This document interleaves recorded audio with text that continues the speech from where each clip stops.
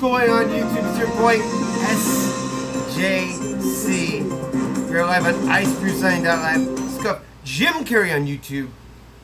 I love and appreciate you. Thank you for joining me. Thank you everybody for joining me today. Today we have a special edition of the Scuff Jim Carrey Show. Today we will be doing the presidential debate. It's going to be starting very soon. Into the content. I want to know what everybody's outlook is going to be for this debate. This is going to be a really big debate. I know I was looking for some type of music. Whoa, whoa, whoa, whoa. Where is it? Where is it? Whoa, whoa, whoa, whoa, whoa, whoa. Whoa, whoa, whoa. I found it. Damn, dude. Do I have to search it again? No, we want to watch this one. This is the one we want to watch. Alright, let's see if I can find it. Come on. There we go. We have it. We have it. Is that the president coming in? I think this is footage of the president of the United States coming in to the state. Thank you for joining me. Thank you for joining me. Yes, thank you. Thank you for joining me. I love and appreciate you. Thank you very much. We are live on icepooside.live. Scuff Jim Carrey on YouTube. SJC, I'm your host, Scuff Jim Carrey. This is the official YouTube for Scuff Jim Carrey. Wait. My name is Scuff Jim Carrey. I'll eat some curry. Here, dude, let's find... Hold on. Oh, my fuck. Wait. Let me try and edit this. Thank you. Thank you very much. Thank you very much for joining me. Hell yeah, dude. This is the official YouTube of Scuff Jim Carrey.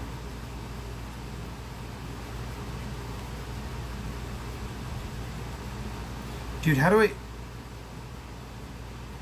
Dude, I need to get... Fuck me.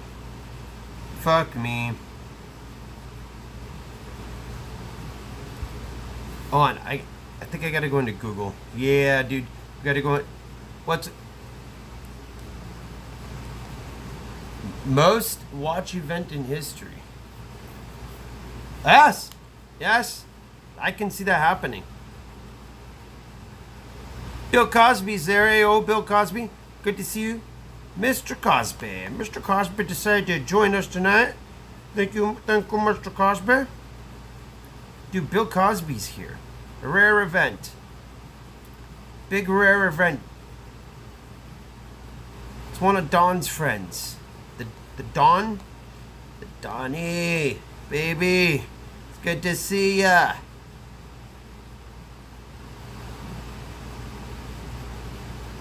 Yeah! Oh, yes. It's gonna be great. It's gonna be great.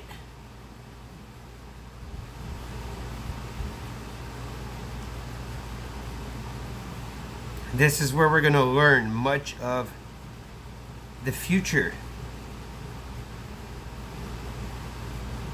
Hold on, let me...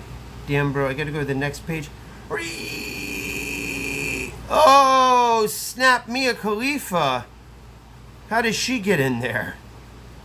How did Mia Khalifa get a seat?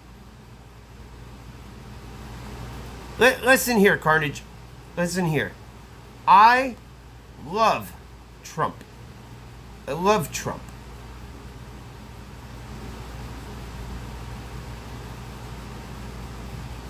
How do you not love Donald Trump? How do you not love the Don?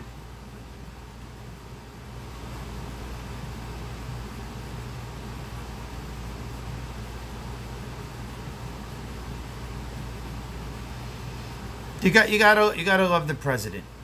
You gotta love the president. He's doing great things. He's doing enormous, tremendous, big things. Enormous, tremendous things.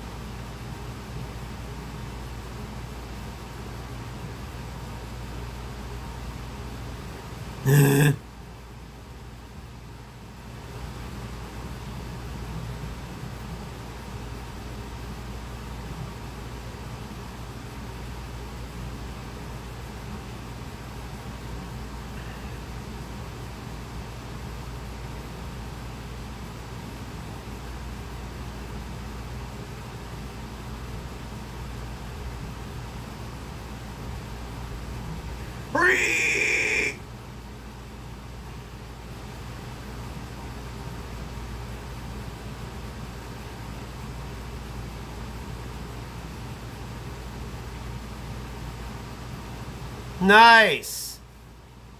We're doing really good today. Yes, dude. This is such a good. This is a good win.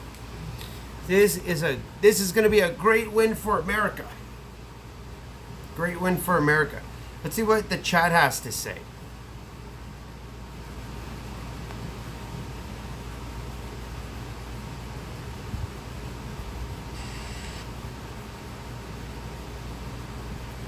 Let's see what the... Thank you. Thank you for joining me. Thank you. Thank you. Thank you very much. Thank you. Thank you very much. I'm not sure if Linda is there. Mods, we're going to get a lot of new viewers tonight. If we can get all the trolling out of here for the night, if we could permanently ban people for trolling tonight so we can gain new viewers, that would be great. That would be great.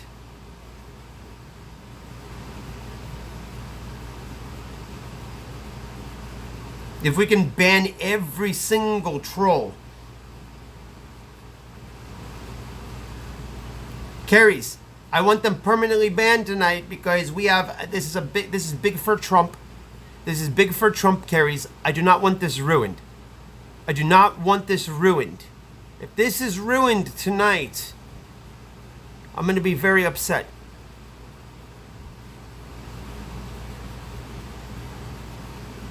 Anybody trolling tonight, disrespects my president.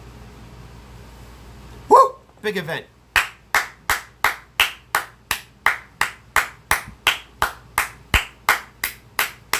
Don't you dare mess this up for Mr. Trump. I'm not joking. I got my best suit on tonight. Boys. This is exciting. This is history. This is history. He's going to own them. He is going to own Biden.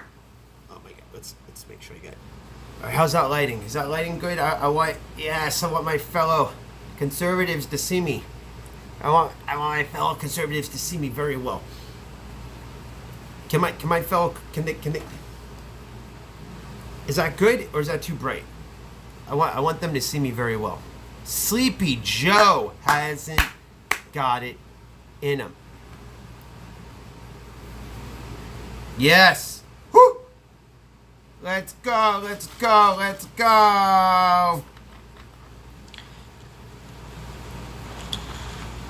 Thank you for joining me.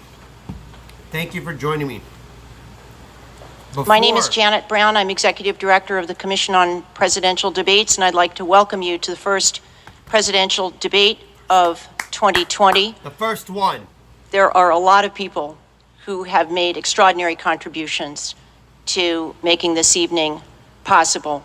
Yeah. And in a few moments, you will hear from two of our co-chairs to start the appreciation to those who have helped. Woo! Our third co-chair, Dot Ridings, is in Louisville, Kentucky tonight. Her leadership in debates goes back to 1976 and includes the presidency of the League of Women Voters. The CPD is the beneficiary of 33 years' worth of people who have been willing to put their name on our work. To all of those former presidents and chancellors of debate sites, to former moderators, to members of our Debates International Network who have set their clocks to 3 a.m. tomorrow morning to tune in live, we thank you with all our hearts. In 1987, Paul Kirk and Frank Fahrenkopf co-founded the CPD. I'd like to introduce the co-chair, Frank Fahrenkopf, and his colleague are also our co-chair, Ken Wallach. We don't need to hear all this. This is all nonsense. While this is going, we have a call in. Let's see if we can get Linda on the horn. Ladies and gentlemen, welcome to the Health Education Campus, Case Western Reserve. I don't know if we can get her time. She's very busy. Go around and see this Hello. facility. Where are you? It's just a great tribute. Where are you? Been involved with it, and it's so important to our nation. Where are you? I'm Janet, interviewing you. That this is the most challenging I'm interviewing you. time for this commission in its 33 years of existence. Where are you? So many people, as Janet said, in response, we normally don't. Oh, she's at a restaurant in Fort Lauderdale. How do you think the outcome of tonight is going to Had be? not been for them. As we serve as both the sponsor and the producer of the debates, we have a Wait, they can't hear you. All right, talk. Where are you? Here, she's out. She. Taken out in a TKO. He's gonna have a TKO. Linda says. Linda says Sleepy Joe is going to be taken out. It's gonna be a knockout. How far in? How far in do you say? I don't know. We're gonna see. He's not gonna make it too long. He can't. He's too crazy. Do you think he's gonna fall asleep halfway through? Yeah, he's gonna have to go take a pee. He's gonna have to stop and take a pee because of his urine. Do you have any more input out there for the people watching?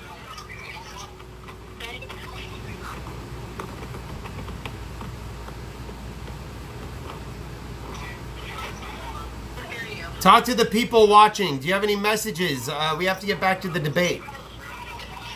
Nothing. We're eating, having wings, and we're gonna watch Donald Trump kick some ass. In 13 minutes, he's gonna kick his ass. Yeah, Linda, everybody, Linda. See Adam. Earpiece check. Sleepy Joe. He's gonna fall asleep. They can see you very well. There's people in my chat that are for Biden. There are people for Trump. It's going to be very big. Who is that? Who? Where are you? Oh, she's there. Look, there's all these people that are ready for Trump to win. It's Florida. Yeah. Yeah. Nice. Everybody can see you. Everybody's excited. Everybody says MAGA. Interviewing me. He's doing this live. All right, well, you enjoy yourself. 12 minutes. You enjoy yourself. Linda has her Trump hat on. Show them your Trump hat. All right. Good luck. Goodbye. We love you. That was Linda. That was my mama. My voice is so nasally. You should open your ears. who they're going to vote for. All right, let's hear what's going on. A lot of noise behind you. If you turn around now, you can take a quick look. There's 3 on this side. So make You're sure we're going to all hear the way them up. all go on air. And so it makes a little noise, so don't be afraid by it. And I must, at the end, really thank the people that you saw on your way here tonight, and you see around here. The United States Secret Service, the Federal Bureau of Investigation, Department of Homeland Security, I wonder what happens and if we do Clemson's this. University Media Forensic Hub Is this that's better or working with worse? us and monitoring the web and social media. So there's so many people. Is that tonight, better or these worse? men And women and the police department that you saw outside, the local police department. Is that better or To keep worse? us all safe and to keep our nation safe. So thanks. Now I'd like to introduce the newest member of the leadership team, Ken Wallach, who for 25 years ran the National Democratic Institute of Worse. International Affairs, NDI, and we're really excited to have him join us as co-chair. Clear. I joined Frank, Worse. Janet, and fellow board members, including Yvonne Howe and Jane Harmon, who are with us tonight. in Mr. welcoming Cheese you to says the better. 23rd presidential debate sponsored and organized by the Commission on Presidential Debates. As Frank said, I'm the Commission's newest co-chair, and as the new kid on the block, I am proud to work alongside those who have been engaged in this initiative for the past 33 years. These debates have now become an integral part of our political process, a view shared by the most important judge, the American election. But as significant as debates have become here, they can be even more consequential overseas, where the Commission, in partnership with the National Democratic Institute, has helped organize more than 400 debates in 45 nations. Debates have helped level the playing field in places where only one party has ruled. They have forced discussion on policy issues, not personalities, and yes, they have promoted comity among political competitors, and that's comity with a T. And this effort has spawned the establishment of a global support network of similar debate organizations in 40 countries of Debates International. Now I would call your attention to the Commission-sponsored Debate Watch 2020 and the participation by watch groups in all 50 states. From a hair salon owner in Cleveland Heights hosting 10 employees to the Atlantic Council hosting a global audience for more than 80,000. The goal of the Debate Watch is not to say who won or who lost. Yes, it is. Share views with those who agree and those who don't. To listen respectfully to each other's opinions. Not as good.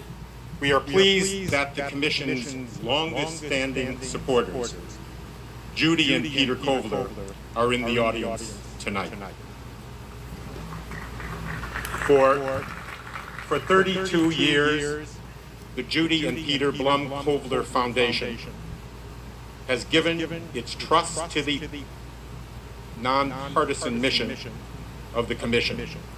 We are deeply grateful for their belief in our work and their extraordinary contribution How about to that? 2020 debates.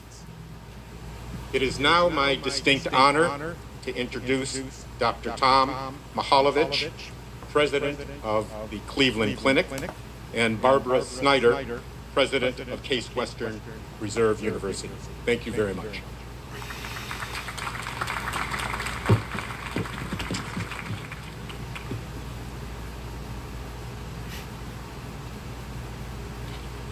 Joe Biden just sent out a tweet. Good evening. He said, I'm about to step on stage to debate Donald Trump for the first time, but before I do, to the city of Cleveland. damn, he's asking for money. You joined us in the beautiful Sampson Pavilion of the Health Education Campus at Cleveland Clinic. We share this campus with our partners from Case Western Reserve University. This building is very special to us. It was opened just a year ago as a place for students, medical, nursing, and dental, to begin their professional journeys by learning together as teams. At that time, as we were opening this campus, none of us could have imagined that we would soon face a worldwide pandemic. When it happened, we converted this building into a COVID-19 surge hospital. The space in which you are sitting right now had 1,000 hospital beds. We called it the Hope Hospital. Thankfully, the surge did not come in Ohio. Yet tonight, this building serves another purpose. In support of our democracy, and it is a historic occasion for us and for our city. We are proud to support the Commission on Presidential Debates as their health security advisor. We at Cleveland Clinic and our 70,000 caregivers have been serving the health needs in Cleveland since 1921, nearly 100 years. Yet, our organization and our caregivers have never shone brighter than during this pandemic. The pandemic has brought out the best of our organization and our caregivers of our city and our state. Through partnership and collaboration, we see how much we can accomplish when we work together. Proud of our partnership with Case Western Reserve University. With that, I would like to introduce my colleague and friend, President of Case Western Reserve University, Barbara Snyder. Thank you, Tom. Case Western Reserve is honored to co-host this presidential debate with our partners at Cleveland Clinic and delighted to show you this spectacular space we created together. Research has long shown that team-based healthcare leads to better outcomes for patients. Yet nearly every academic institution continues to prepare students in separate buildings, literally in silos. Yet after spending years learning only with students from the same profession, doctors with doctors, nurses with nurses, and so on, they are suddenly expected to know how to work in teams once they get their diplomas.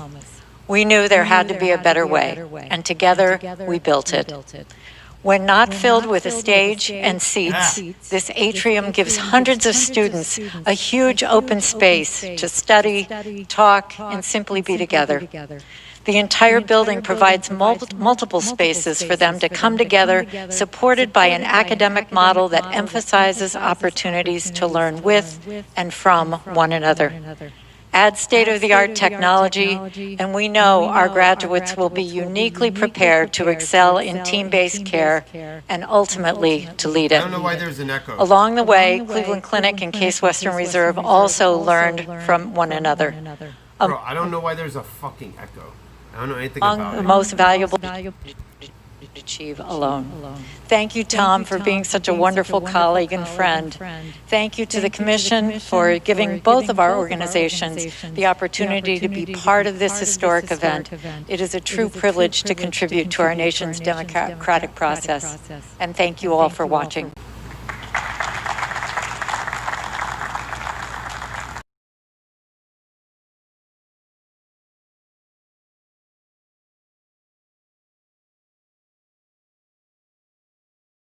Toby Cosgrove, we couldn't have done it without you.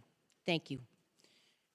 One housekeeping bit for the audience. As soon as this debate is over, if you will please remain seated, you will be shown which way to exit.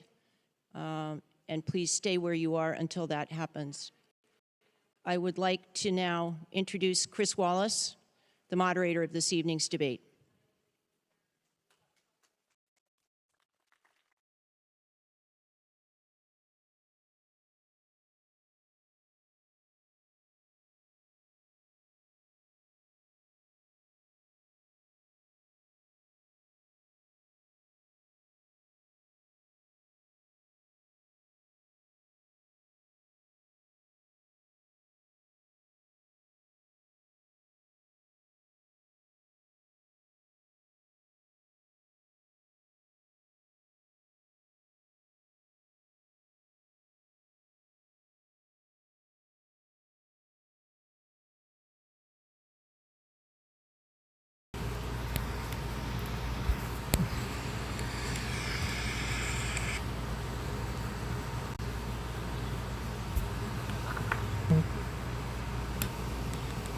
Yeah, bro, you can't hear this guy.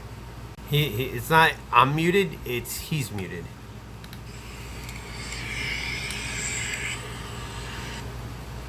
He's muted. No, Fox News is muted.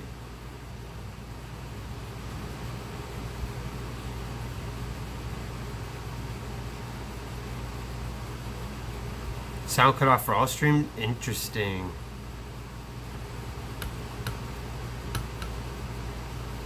Why don't they want us to know?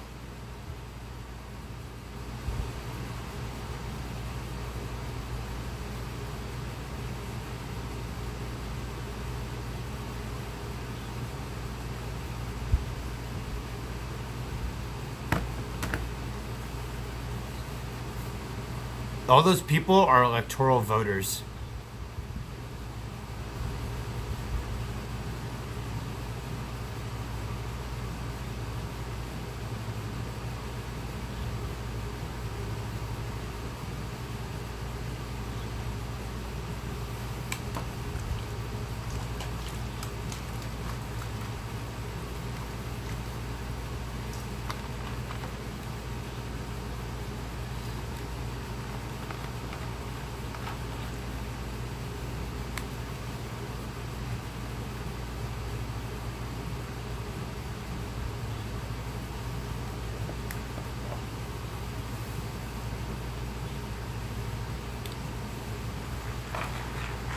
Alright, YouTube just tweeted it.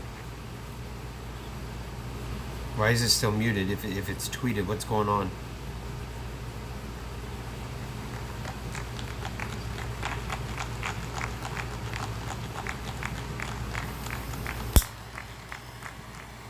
Alright, now, what the fuck? It's so weird.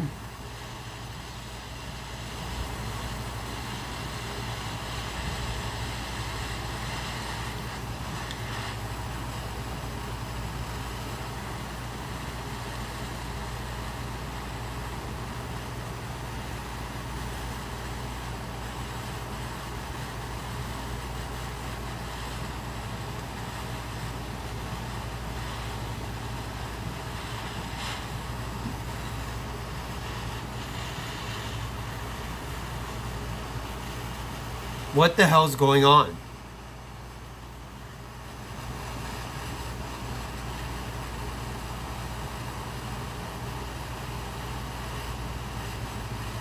Is China doing this?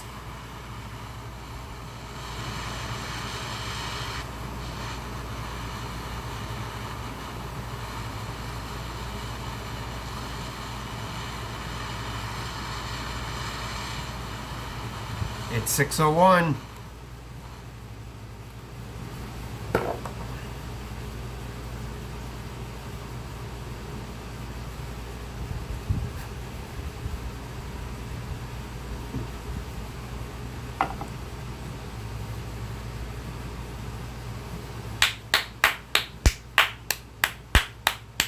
What do you guys think is going to be the outcome of this debate?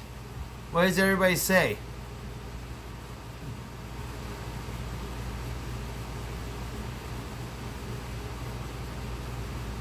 What did Joe do? Joe sabotaged everything.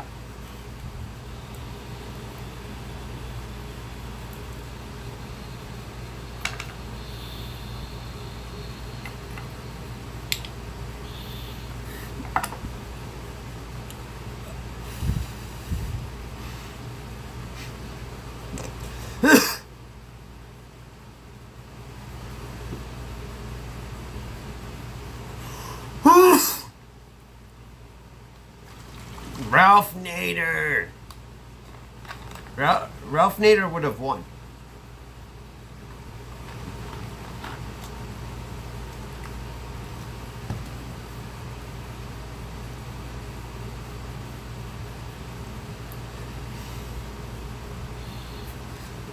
The Robo Biden is booting on up. We have confirmation that Robo Biden is booting up. If you're just joining me, thank you for joining me. My name is Scuffed Jim Carrey. You can call me SJC. We are live on iceposeidon.live. Scuffed Jim Carrey on YouTube. Or SJC. Thank you for joining me. Do I like Trump or Biden? I am indifferent, to be completely honest with you. I am in the middle of the bus. Why can't I hear? Come on. Come on, bro. Good evening from the Health Education Campus of Dude, I can't hear him. Western Reserve University and the Cleveland Clinic. I'm Chris Wallace of Fox News, and I welcome you to the first of the 2020 presidential debates between President Donald J. Trump and former Vice President Joe Biden. This debate is sponsored by the Commission on Presidential Debates. The Commission has designed the format, 6 roughly 15-minute segments, with 2-minute answers from each candidate to the first question, then open discussion for the rest of each segment. Both campaigns have agreed to these rules. For the record, I decided the topics and the questions in each topic. I can assure you, none of the questions has been shared with the Commission or the two candidates. This debate is being conducted under health and safety protocols designed by the Cleveland Clinic, which is serving as the health security advisor to the Commission for all 4 debates. As a precaution, both campaigns have agreed the candidates will not shake hands at the beginning of tonight's debate. The audience here in the hall has promised to remain silent. No cheers, no boos or other interruptions, so we, and more importantly you, can focus on what the candidates have to say. No noise except right now, as we welcome the Republican nominee, President Trump, and the Democratic nominee, Vice President Biden.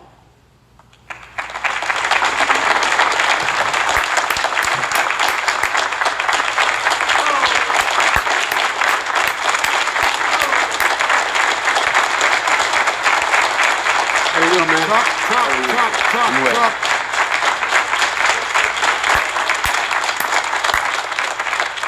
Gentlemen, a lot of people have been waiting for this night, so let's get going. Our first subject is the Supreme Court. President Trump, you nominated Amy Coney Barrett over the weekend to succeed the late Ruth Bader Ginsburg on the court. You say the Constitution is clear about your obligation and the Senate's to consider a nominee to the court. Vice President Biden, you say that this is an effort by the president and Republicans to jam through an appointment and what you call an abuse of power. My first question to both of you tonight, why are you right in the argument you make and your opponent wrong? And where do you think a Justice Barrett would take the court? President Trump, in this first segment, you go first, 2 minutes. Thank you very much, Chris. I will tell you very simply, we won the election. Elections have consequences. We have the Senate, we have the White House, and we have a phenomenal nominee, respected by all, top academic, good in every way.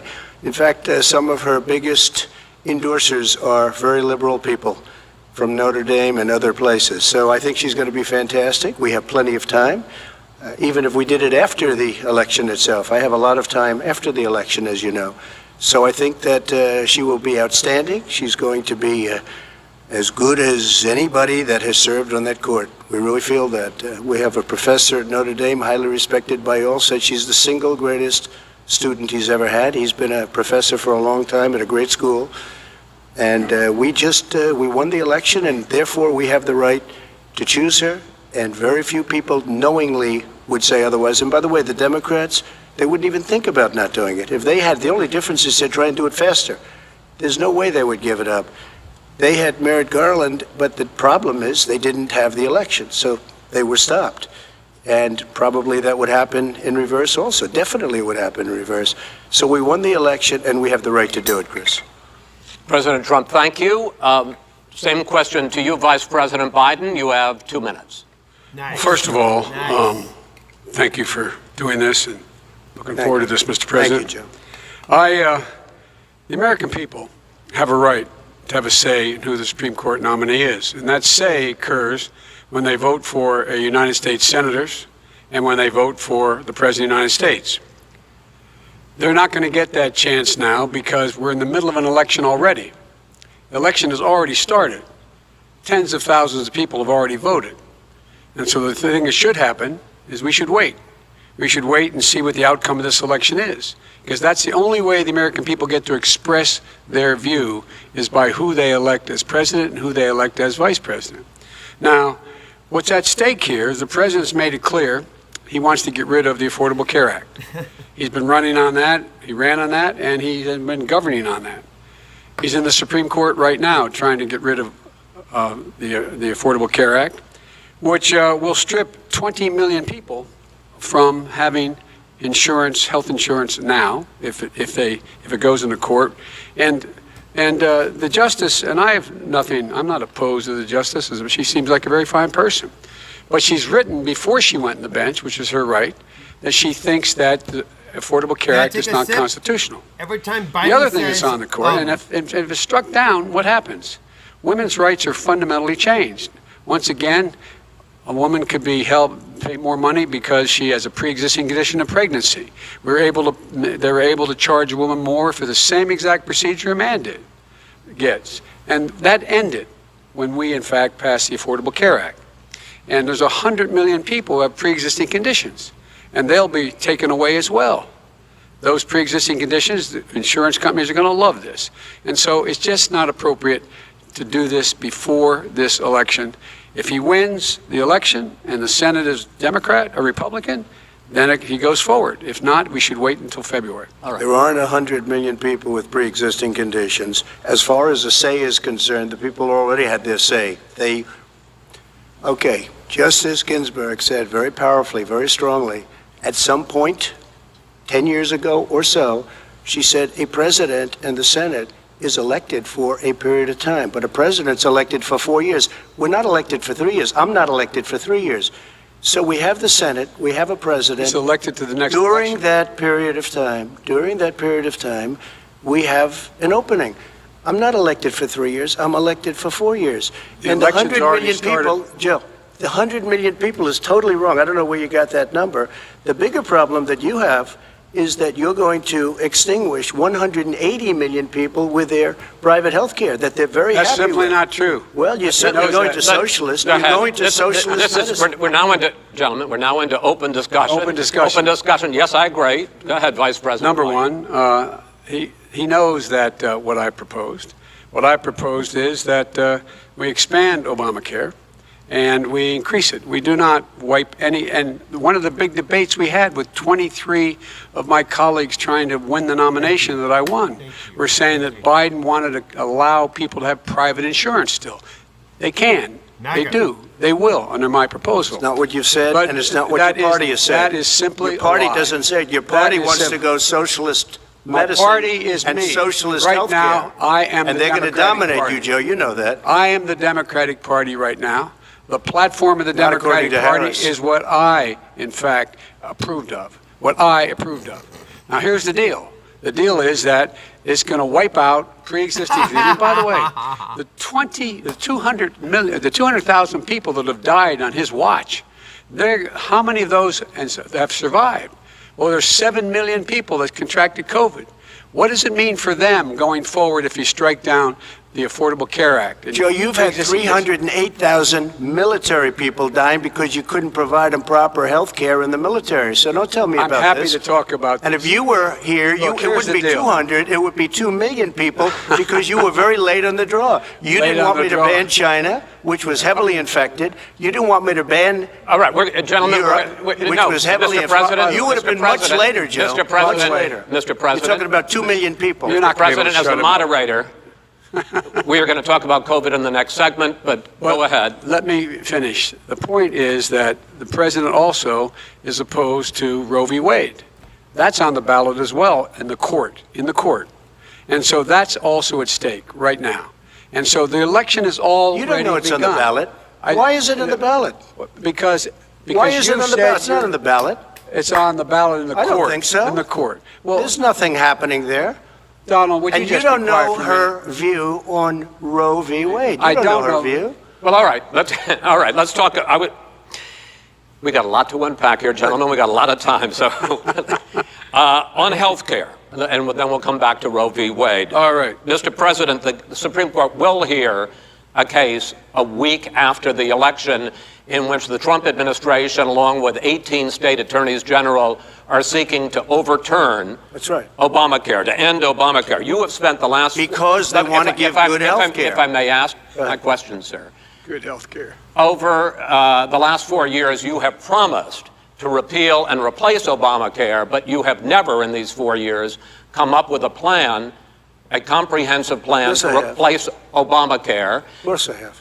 Well, I'll I give got you rid an of the opportunity. And when I individual finish, I'm going to mandate. give you an Excuse me. opportunity. I got rid of the individual mandate, which was a That big is not a chunk of comprehensive Obamacare. plan. That is absolutely a big thing. That was the I worst didn't part of ask, Obamacare. Sir. Chris, You're that was the debating him, worst not part of me. Obamacare. Let me ask my question. Well, I'll ask Joe. The individual mandate was the most unpopular aspect of Obamacare. I got rid of it. I'd like you and we to, will protect Mr. people President, with I'm the pre-existing moderator of this conditions. debate, and I would like you to let me ask my question, and then you can answer your ahead. question. You, in the course of these 4 years, have never come up with a comprehensive plan to replace Obamacare, and just this last Thursday, you signed a largely symbolic executive order to protect people with pre-existing conditions 5 days before this debate. So my question, sir, is what is the Trump health care plan? Right. Well, first of all, I guess I'm debating you, not him, but that's okay. I'm not surprised. Let me just tell you something, that there's nothing symbolic. I'm cutting drug prices. I'm going with favored nations, which no president has the courage to do because you're going against Big Pharma. drug prices will be coming down 80 or 90%. You could have done it during your 47-year period in government, but you didn't do it. Nobody's done it. So we're cutting health care. All of the things that we've done, insulin, I'll give you an example, insulin, it was destroying families, destroying people. The cost, I'm getting it for so cheap. It's like water, you want to know the truth. So cheap. Take a look at all of the drugs what we're doing, prescription drug prices. We're going to allow our governors now to go to other countries to buy drugs because they pay just a tiny fraction. As I say, this is open discussion. No, let me ask you about, this is big stuff. Sir, you'll be happy. I'm about to pick up on one of your points to ask the Vice President, which is he points out that you would like to add a public option to Obamacare, and the argument that he makes and other Republicans make is that that is going to end private insurance. It is and not. Well, if I can ask you the question, it will Not end. what your party says, by the way. It will end private insurance and create a government takeover of health care. It does not. It's only for those people who are so poor they qualify for Medicaid. They can get that free in most states, except governors who want to deny people who are poor Medicaid. Anyone who qualifies for Medicaid would automatically be enrolled in the public option. The vast majority of the American people would still not be in that option, number one. Joe, you agreed with Bernie Sanders, who's far left, on the manifesto, we call it, and that gives you socialized medicine. Look, here, Are you saying I'm you not going didn't to agree? listen to him. The fact of the matter is, I beat Bernie Sanders. Not by much. I beat him a whole hell of a lot. I'm here standing facing you, old buddy. Pocahontas would have left 2 days early. You would have lost every primary. All he knows how to do is Super hurt. Tuesday. You got Look, very lucky. here's the deal. I got very lucky. I'm going to get very lucky tonight as well. And tonight I'm going to make sure, because here's the deal. Here's the deal. The fact is that everything he's saying so far is simply a lie. I'm not here to call out his lies. Everybody knows he's a liar. But you I just want to agree. make Joe, sure. you're the liar. I want to make sure. Graduated last in your class, not first in your class. I want to make Mr. sure. President, can you let him finish, sir? No, he doesn't know how to do that. He has, You'd be surprised. You picked You'd be surprised. the Go ahead, wrong Joe. guy, Go, the go, wrong Joe, night at go. the wrong time. Listen, you agreed with Here's the Bernie deal. Sanders to the The manifesto. whole idea. Now let you're him- disavowing it. There is no manifesto, number Please one. let him speak, Mr. Number President. two. You just lost the left. Number two. You just lost the left. You agreed with Bernie Sanders on a plan. Folks, Absolutely folks, agreed do you to. have And any under that idea plan, what you have this clown's socialized, doing? They call it Mr. Medicare. Do you have any President. do? Socialized medicine. Mr. Well, President. I tell you what, he is not for any help for people needing health care. Because Bernie? because he, in fact, already has cost 10 million people their health care that they had from their employers because of his recession. Number one. Number two, yeah. there are 20 million people getting health care through Obamacare now that he wants to take it away. He won't ever look you in the eye and say that's what he wants to do. Take it away. No, I want to give them Number better three. health care at a much lower price But- because and by the way, Obamacare he doesn't is know no how. good. He doesn't know how I've to do already that. fixed it. He has never I've offered already a plan. fixed it to an extent. He has never Obamacare, done a as single you might thing. know, but probably don't. Gentlemen, Obamacare you realize is if you're no both good, speaking at the Joe. It's no same good, time, and it's too expensive. let the President. Go ahead, sir. Obamacare is no good. We made it better, and I had a choice to make very early on. We took away the individual mandate. We guarantee pre-existing conditions, but took away the individual mandate. Listen, this is the way it is. And that destroyed, they shouldn't even call it Obamacare. Then I had a choice to make. Do I let my people run it really well or badly? Finally, If I run someone it said- badly, they'll probably blame him, but they'll blame me. But more importantly, I want to help people, okay? I said, you got to run it so well. That's what he's And I known for. just had a meeting with them. They said, the problem is no matter how well you run Obamacare, it's a disaster. It's too expensive, I got you. premiums I are got too it. high, and That's it what his doesn't work. people- that's what So his people we said. do want to get rid of it. It's Chris, an we open- want to get rid of it. I and understand give it, sir, something but I have cheaper to give you roughly equal time. Good. Please let the Vice President talk. Good. He has no plan for health care. Of course we do. Please. He sends out wishful thinking. He has executive orders that have no power. He hasn't lowered drug costs for anybody. He's been promising a health care plan since he got elected. He has none, like almost everything else he talks about. He does not have a plan. Winning. He doesn't have a plan. And the fact He is, this man doesn't have know it what he's in a talking about. CP. All right, He's I against- have one final question for you, Sure. Mr. Vice President. If Senate Republicans, we were talking originally about the Supreme Court here, if Senate Republicans go ahead and confirm Justice Barrett, There has been talk about ending the filibuster or even packing the court, adding to the 9 justices there. You call this a distraction by the president, but in fact it wasn't brought up by the president. It was brought up by some of your Democratic colleagues in the Congress. So my question to you is, you have refused in the past to talk about it. Are you willing to tell the American people tonight whether or not you will support either ending the filibuster or packing the court? Whatever position I take on that, that'll become the issue. The issue is the American people should speak. You should go out and vote. You're in voting now. Vote and let your senators know how strongly you feel. Vote now. Are you going to pack the Make court? sure you, in fact, let people know He doesn't want you're to a answer the senator. question. I'm not going to answer the question Why would you answer that because question? the question you want to is put a lot of new Supreme Court justices, radical left. Will you Who shut is up, on, man? Listen, who is on your list, Joe? Who's is on your so list? right. Gentlemen, I think This we've is ended so this. He's going to pack the court. We have We're not going to give a list. We have ended this He's the segment. We're going to move on to the second segment. That was really a won. productive segment, wasn't it? He won. Keep yapping, man. The people understand, Joe. They sure do. 47 years you've done nothing. They understand. All right. The second subject is COVID-19, which is an awfully serious subject, so let's try to be serious about it. We have had more than 7 million cases of coronavirus in the United States, and more than 200,000 people have died. Even after we produce a vaccine, experts say that it could be months or even years before we come back to anything approaching normal.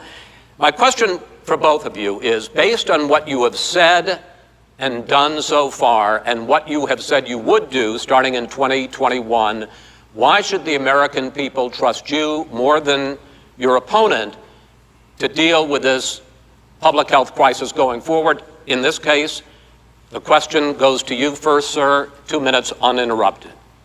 Good luck. 200,000 dead. As you said, over 7 million infected in the United States. We, in fact, have 4% of the world's population, 20% of the deaths. 40,000 people a day are contracting COVID. In addition to that, about between 750 and 1,000 people a day are dying. When he was presented with that number, he said, it is what it is. Well, it is what it is because you are who you are. That's why it is. The president has no plan. He hasn't laid out anything. He knew all the way back in February how serious this crisis was. He knew it was a deadly disease. What did he do? He's on tape as acknowledging he knew it. He said he didn't tell us or give people a warning of it because he didn't want to panic the American people. You don't panic. He panicked. In addition to that, what did he do? He went in and we were insisting that the people we had on the ground in China should be able to go to Wuhan and determine for themselves how dangerous this was. He did not even ask Xi to do that. He told us what a great job Xi was doing. He said we owe him a debt of gratitude for being so transparent with us. And what did he do then? He then did nothing. He waited and waited and waited. He still doesn't have a plan. Wrong. I laid out Sir, back in it's 2 March exactly it's so what we wrong. should be doing. And I laid out again in July what we should be doing. We should be providing all the protective gear possible. We should be providing the money the House has passed in order to be able to go out and get people the help they need to keep their businesses open schools that cost a lot of money. You should get out of your bunker and get out of the sand trap and get in your golf course and go in the Oval Office and bring together the Democrats and Republicans and fund what needs to be done now to save lives. So if we would have listened to You have 2 minutes, sir. if we would have listened to you, the country would have been left wide open. Millions of people would have died, not 200,000, and one person is too much. It's China's fault. It should have never happened. They stopped it from going in, but it was China's fault. And by the way, when you talk about numbers, you don't know how many people died in China. You don't know how many people died in Russia. You don't know how many people died in India. They don't exactly give you a straight count, just so you understand. But if you look at what we've done, I closed it, and you said he's xenophobic. He's a racist, and he's xenophobic because you didn't think I should have closed our country. No, Wait a minute. It says 2 minutes. You didn't think we should have closed our country because you thought it was terrible. You wouldn't have closed it for another 2 months. By my doing it early, in fact, Dr. Fauci said, President Trump saved thousands of lives. Many of you Democrat governors said, President Trump did a phenomenal job. We worked with the governor. Oh, really? Go take a look. The governors said I did a phenomenal job. Most of them said that. In fact, people that would not be necessarily on my side said that. President Trump did a phenomenal job. We did. We got the gowns. We got the masks. We made the ventilators. You wouldn't have made ventilators. And now we're weeks away from a vaccine. We're doing therapeutics already. Fewer people are dying when they get sick. Far fewer people are dying. We've done a great job. The only thing I haven't done a good job, and that's because of the fake news. No matter what you say to them, they give you bad press on it. It's just fake news. They give you good press, they give me bad press, because that's the way it is, unfortunately. But let me just tell you something. I don't care. I've gotten used to it. But I'll tell you, Joe, you could never have done the job that we did. You don't have it in your blood. You could have never done that job. I know how to do the job. I know how to get the job Well, you didn't do very well in swine flu. H1N1, you were a disaster. Your own chief of staff said you were a disaster. 14,000 people died, not 200,000. There was no economic recession. You made a There was no recession. You made a point. Let him answer. And there was we didn't shut down the economy. This is his economy he shut down. The reason it's shut down is because, look, you folks at home, how many of you got up this morning and had an empty chair at the kitchen table because someone died of COVID? How many of you were in a situation where you lost your mom or dad and you couldn't even speak to them? You had a nurse holding a phone up so you could, in fact, say goodbye. You would have lost far more people. Far more people. And you would have been And by the way, months late. his own CDC director says we could lose as many as another 200,000 people between now and the end of the year. And he held up, he said, if we just wear a mask, we can save half those numbers. Just a mask. And by the way, in terms of the whole notion of a vaccine, we're for a vaccine, but I don't trust him at all, nor do you. I know you don't. What we trust is a scientist. You don't trust Dr. Johnson Fauci. Johnson, Pfizer? Okay, by the way, gentlemen, let me move on to questions about the future, because you both have touched on two of the questions I'm going to ask. Focusing on the future first, President Trump, you have repeatedly either contradicted or been at odds with some of your government's own top scientists. The week before last, the head of the Centers for Disease Control, Dr. Redfield, said it would be summer before the vaccine would become generally available to the public. You said that he was confused and mistaken. Those were your two words. Yeah. But Dr. Slaoui, the head of your Operation Warp Speed, has said exactly the same thing. Are they both wrong? Well, I've spoken to the companies, and we can have it a lot sooner. It's a very political thing, because people like this would rather make it political than save lives. It is a very political thing. I've spoken to Pfizer. I've spoken to all of the people that you have to speak to. We have great Moderna, Johnson & Johnson, and others. They can go faster than that by a lot. Become very political, because the left, or I don't know if I call them left, I don't know what I call them. So you're suggesting that the head of your Operation Warp Speed, Dr. Slaoui? I disagree with him. Yeah, no, I disagree with both of them. And he didn't say that. He said it could be there, but it could also be much sooner. I had him in my office 2 days ago. He talked about the summer, sir, before it's generally available. Just like he said it's a possibility that we'll have the answer before November 1st. It could also be after when it's generally available. Well, we're going to deliver it right away. We have the military all set up. Logistically, they're all set up. We have our military that delivers soldiers, and they can do 200,000 a day. They're going to be delivering. This is the same man It's who all told set you up. by Easter this would be gone away. By the warm weather, it'd be gone. Miraculous, like a miracle. And by the way, maybe you could inject some bleach in your arm, and that would take care of it. This is the same man. That was said sarcastically, you know that. That was said sarcastically. And so here's the deal. This man is talking about a vaccine. Every serious company is talking about maybe having a vaccine done by the end of the year. But the distribution of that vaccine will not occur until sometime beginning or the middle of next year to get it out, if we get the vaccine. And pray God we will. Pray God we will. Mr. Vice President, I want to pick up You'll have the vaccine sooner I want to pick up on this question, though. You say the public can trust the scientists, but they can't trust President Trump. In fact, you said that again tonight. Your running mate, Senator Harris, goes further, saying the public health experts, quote, will be muzzled, will be suppressed. Given the fact that polls already show that people are concerned about the vaccine and are reluctant to take it, are you and your running mate, Senator Harris, contributing to that fear? No more than the question you just asked him. You pointed out.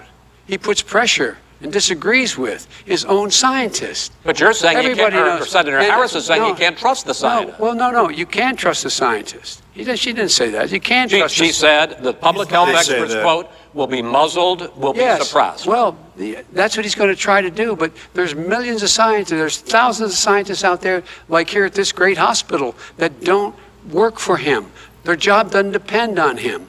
That's not, they're the people, and by the way. I spoke to the scientists that are in charge. By the way. They will have the vaccine very soon. Let him finish. Do you believe for a moment what he's telling you in light of all the lies he's told you about the whole issue relating to COVID?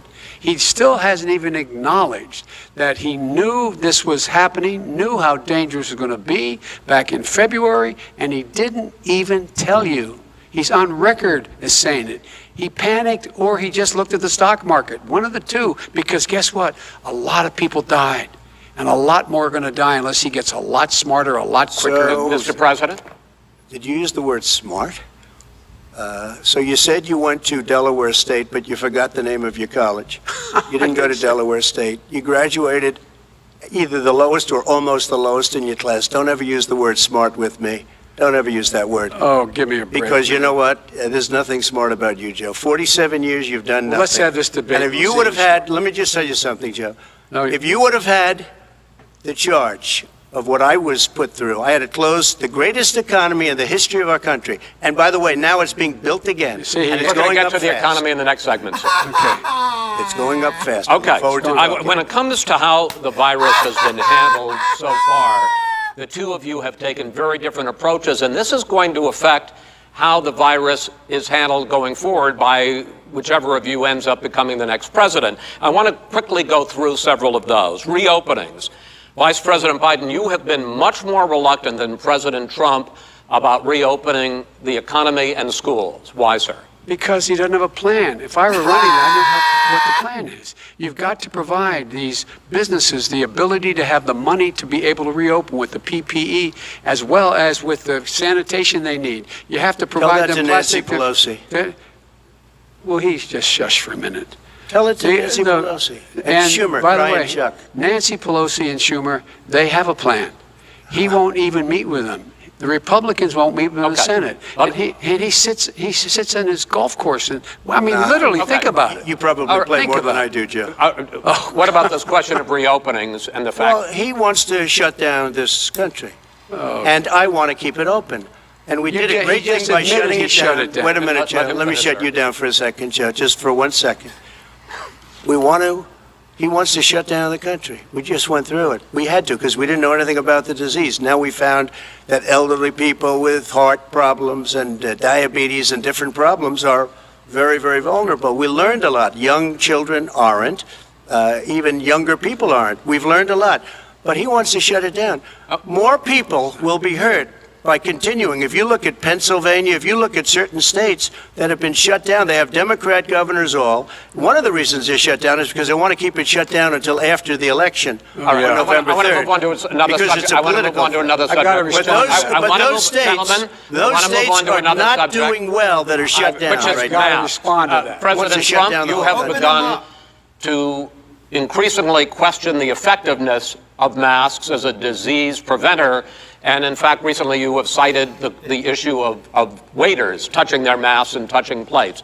Are you questioning No, I think the masks efficacy are okay. of You have masks? to understand, if you look, I mean, I have a mask right here. I put a mask on, when I think I need it. Tonight, as an example, everybody's had a test, and you've had social distancing and all of the things that you have to, but I wear masks when needed. When needed, I wear masks. Okay, let me ask. I don't wear masks like him. Every time you see him, he's got a mask. He could be speaking 200 feet away from it. He shows up with the biggest mask I've ever seen. I will say this. Vice President Biden, go ahead, sir. Look, the way to open businesses is give them the wherewithal to be able to open. We provided money. But I was asking you, sir, about masks. Well, masks make a big difference. His own head of the CDC said if we just wore masks between now, everybody wore masks in social distance between now and January, we'd probably save up to 100,000 lives. It matters. And they've also It said the matters. opposite. They've And also said no serious person said the opposite. They've No also said, well, look, serious. all right, I wanna ask Dr. you- Fauci. Dr. Fauci said the He opposite. did I not want say to ask the you, we got He a said little very bit more than a strongly, minute left in this masks segment. are not good. Then he changed his mind. He said masks are good. I I'm wanna okay ask- with masks. I I'm want to not ask you fighting both about masks. one last subject, because your different approaches has even affected the way that you have campaigned. President Trump, you're holding large rallies with crowds packed together, thousands of people. Outside. Outside, yes, sir, agreed. Vice President Biden, you are holding much smaller events with Because nobody will show up. people with Well, it's true. Nobody shows up to his rallies. All right. In any case, why you holding the big rallies? Why you not? You goes first, sir. Because people want to hear what I have to say. I mean, But are you I've not done a worried great about it job spreading as a disease? president, and I'll have 35,000 people show up at airports. We use airports. Are you for not hangars, worried and about we the have a disease lot of issues, people. sir? Well, so far we have had no problem whatsoever. It's outside. That's a big difference, according to the experts. And we do them outside. We have tremendous crowds, as you see. I mean, and literally on 24 hours' notice. And Joe does the circles and has 3 people someplace. Okay. By the way, did you see Yes, sir. one of the last big rallies he had? And a reporter came up to him to ask him a question. He said, no, stand back. Put on your mask. Put on a mask. Have you been tested? I'm way far away from those other people. That's what he said. I can't. I'm going to be okay. He's not worried about you. He's not worried about the people out there breathing in one another. We've had no The negative cheek to effect. jowl. No negative effect. We've had no negative effect, and we've Well, had 35, 40,000 all right, people you wanna at these rallies. Just Yes. quickly finish up, because I want to move on to our next. Yes, I would. He's been totally irresponsible the way in which he has handled the social distancing and people wearing masks, basically encouraged them not to. All right. Ben, he's a fool on this. If you could get the crowds, you would have done the same thing, but you can't. Nobody cares. Gentlemen, can we move on to the Nobody cares. Gentlemen, can we move on to the economy? Yes. The economy is, I think it's fair to say, recovering faster than expected from the shutdown. Much faster. In the second quarter. The unemployment rate fell to 8.4% last month. The Federal Reserve says the hit to growth, which is going to be there, is not going to be nearly as big as they had expected. President Trump, you say we are in a V-shaped recovery. Vice President Biden, you say it's more of a K-shape. What difference does that mean to the American people in terms of the economy? President Trump, in this segment, you go first. So we built the greatest economy in history. We closed it down because of the China plague. When the plague came in, we closed it down, which was very hard psychologically to do. He didn't think we should close it down, and he was wrong. And again, 2 million people would be dead now instead of still 204,000 people is too much. One person is too much. Should have never happened from China. But what happened is we closed it down, and now we're reopening, and we're doing record business. We had 10.4 million people in a 4-month period that we've put back into the workforce. That's a record the likes of which nobody's ever seen before. And he wants to close down he will shut it down again. He will destroy this country. You know, a lot of people, between drugs and alcohol and depression, when you start shutting it down, you take a look at what's happening in some of your Democrat-run states where they have these tough shutdowns. And I'm telling you, it's because they don't want to open it. One of them came out last week, you saw that. Oh, we're going to open up on November 9th. Why November 9th? Because it's after the election. They think they're hurting us by keeping them closed. They're hurting people. People know what to do. They can social distance. They can wash their hands. They can wear masks. They can do whatever they want. But they got to open these states up. When you look at North Carolina, and these governors are under siege, Pennsylvania, Michigan, and a couple of others, you got to open these states up. It's not fair. You're talking about almost it's like being in prison. And you look at what's going on with divorce, look at what's going on with alcoholism and drugs. It's a very, very sad thing. And he'll close down the whole country. This guy will close down the whole country and destroy our country. Our country is coming back incredibly well, setting records as it does it. We don't need somebody to come in and say, let's shut it down. All right. Your 2 minutes, sir. We're now moved to you. As I said, posing the question, the president says it's a V-shaped recovery. You say it's a K-shaped recovery. What's the difference? The difference is millionaires and billionaires like him in the middle of the COVID crisis have done very well. Billionaires have made another $300 billion because of his profligate tax proposal, and he only focused on the market. But you folks at home, You folks living in Scranton and Claymont and all the small towns and working class towns in America, how well are you doing? This guy paid a total of $750 in taxes. Sir, wait, no. Sir, it's just yeah, I understand. You've agreed to the 2 minutes, so please let him have it. Do I get my time back? The fact is that he has, in fact, worked on this in a way that he's going to be the first president of the United States to leave office having fewer jobs in his administration than when he became president. Fewer jobs than when he became president. First one in American history. Secondly, the people who have lost their jobs are those people who have been on the front lines, those people who have been saving our lives, those people who have been out there dying, people who've been putting themselves in the way to make sure that we could all try to make it. And the idea that he is insisting that we go forward and open when you have almost half the states in America with a significant increase in COVID deaths and COVID cases in the United States of America. And he wants to open it up more. Why does he want to open it up? Why doesn't he take care of the American? You can't fix the economy until you fix the COVID crisis. And he has no intention of doing anything about making it better for you all at home in terms of your health and your safety. Schools. Why aren't schools open? Because it costs a lot of money to open them safely. You know, they were going to give, his administration was going to give the teachers and school students masks. And then they decided, no, couldn't do that because it's not a national emergency. Not a national emergency. They've done nothing to help small businesses. Nothing. They're closing. 1 in 6 is now gone. He ought to get on the job and take care of the needs of the American people so we can open safely. All right. Your time is up, sir. We are going to get to... I have to respond to that. Well, you both had 2 minutes, sir. Excuse me, he made a statement.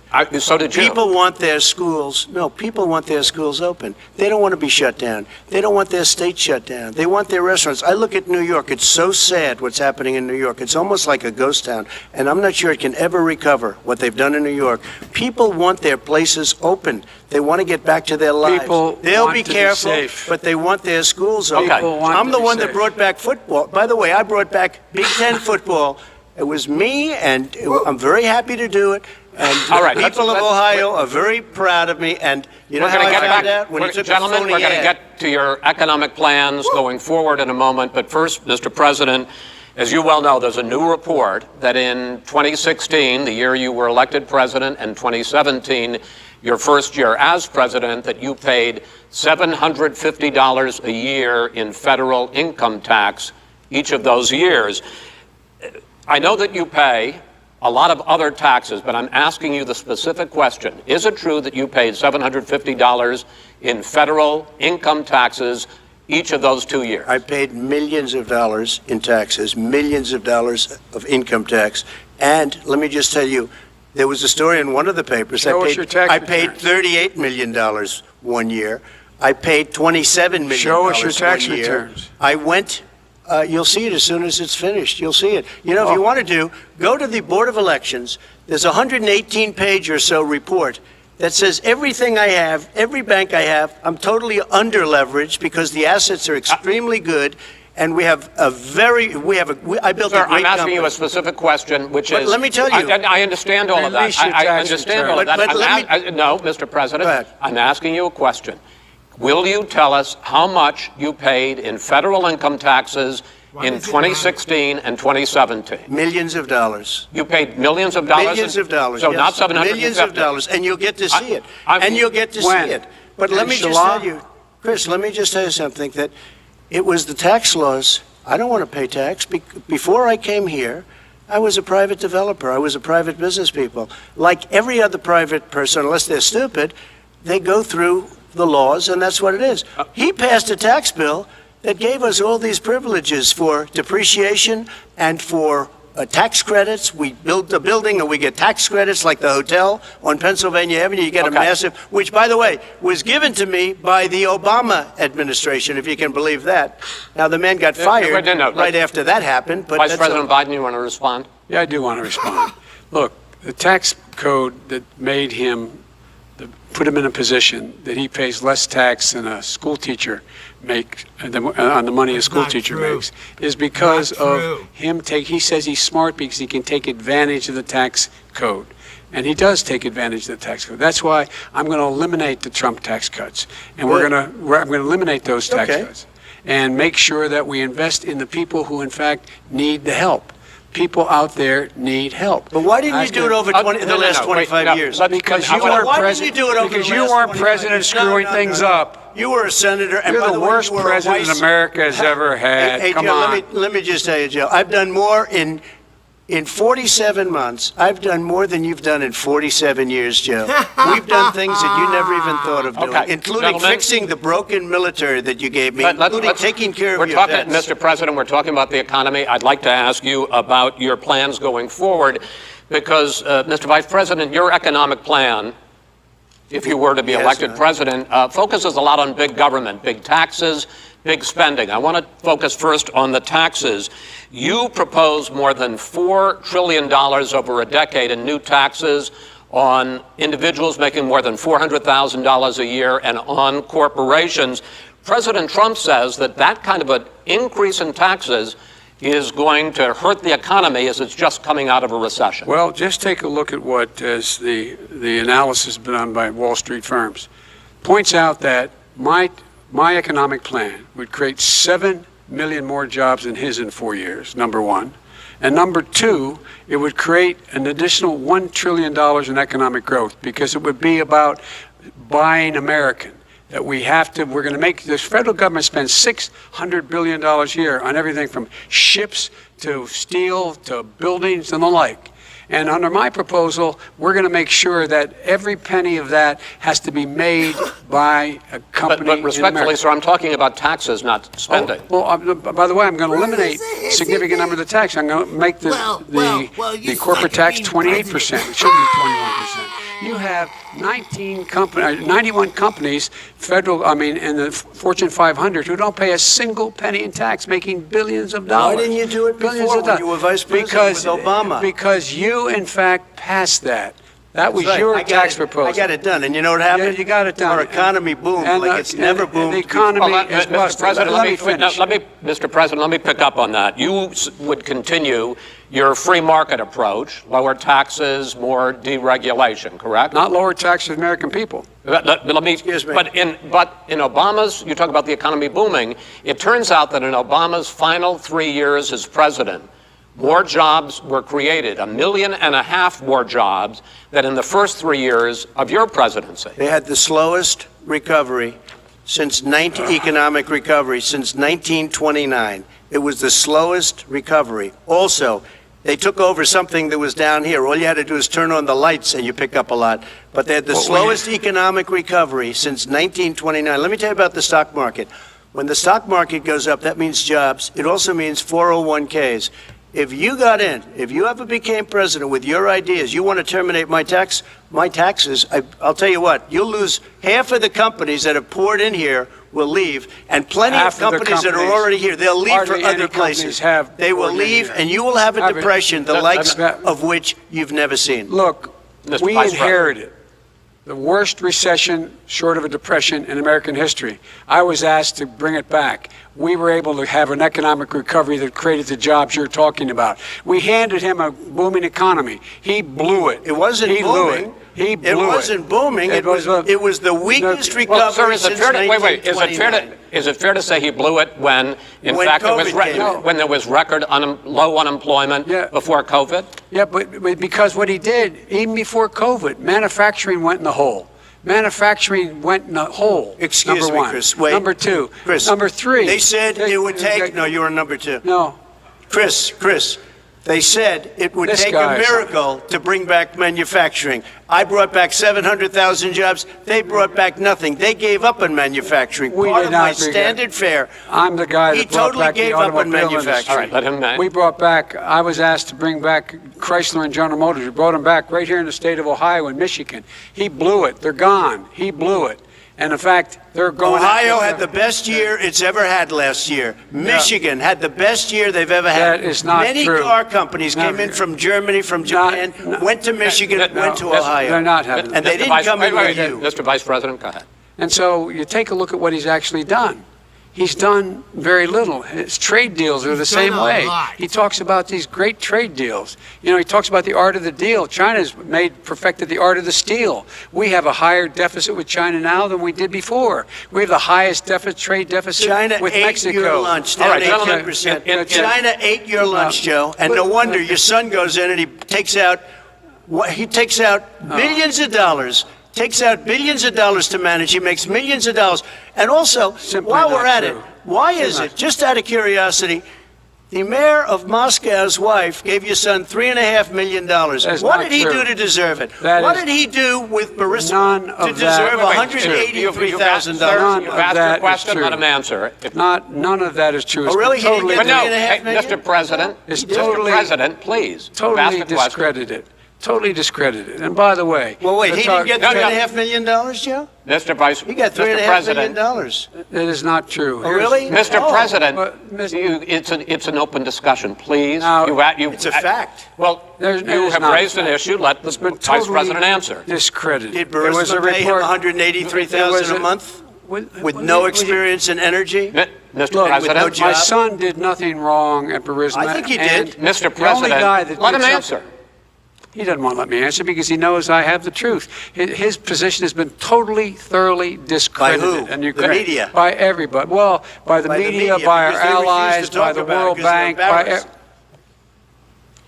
by everyone has discredited. Matter of fact, even the people who testified under oath. So let me ask you this, Joe. No, go ahead, Mr. I'm listening to you. You got $3.5 million from Moscow. He testified under oath in his administration, said, I did my job and I did it very well. Oh, really? I did it I'd honorably. like to know who they are. Well, I'll give you the list of the people who testified. No, go ahead, sir. Sure, you've already fired most of them because they did a good job. Some people don't do a good job. With you, go ahead. Wait a minute. You get the final word, Mr. Well, it's hard to get any word in with this clown. Excuse me, this. Hey, let me just say, Joe. No. I'm Mr. President. $3.5 million, Joe. That is simply. Why did he deserve $3.5 million from Moscow? Look, here's the deal. We want to talk about families and ethics.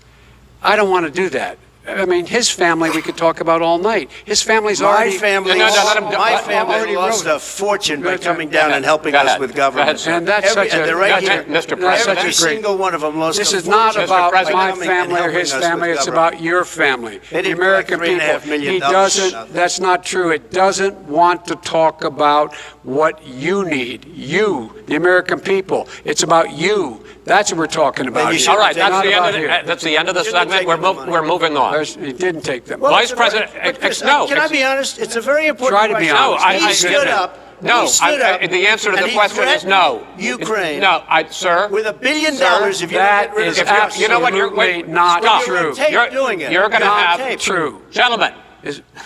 I hate to raise my voice, but it seems to me, why shouldn't I be different than the two of you? So here's the deal. Good point. We have 6 segments. We have ended that segment. We're going to go to the next segment. In that segment, you each are going to have 2 uninterrupted moments. In those 2 uninterrupted minutes, Mr. President, you can say anything you want. I'm going to ask a question about race, but if you want to answer about something else, go ahead.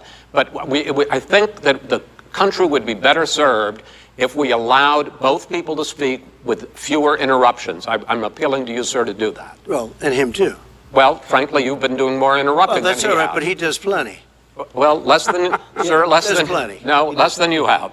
Let's please continue on.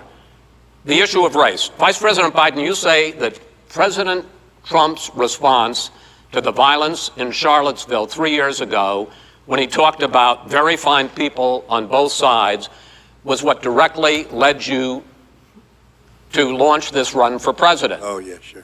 President Trump, you have often said that you believe you have done more for black Americans than any president, with the possible exception of Abraham Lincoln. My question for the two of you is, why should voters trust you rather than your opponent to deal with the race issues facing this country over the next 4 years?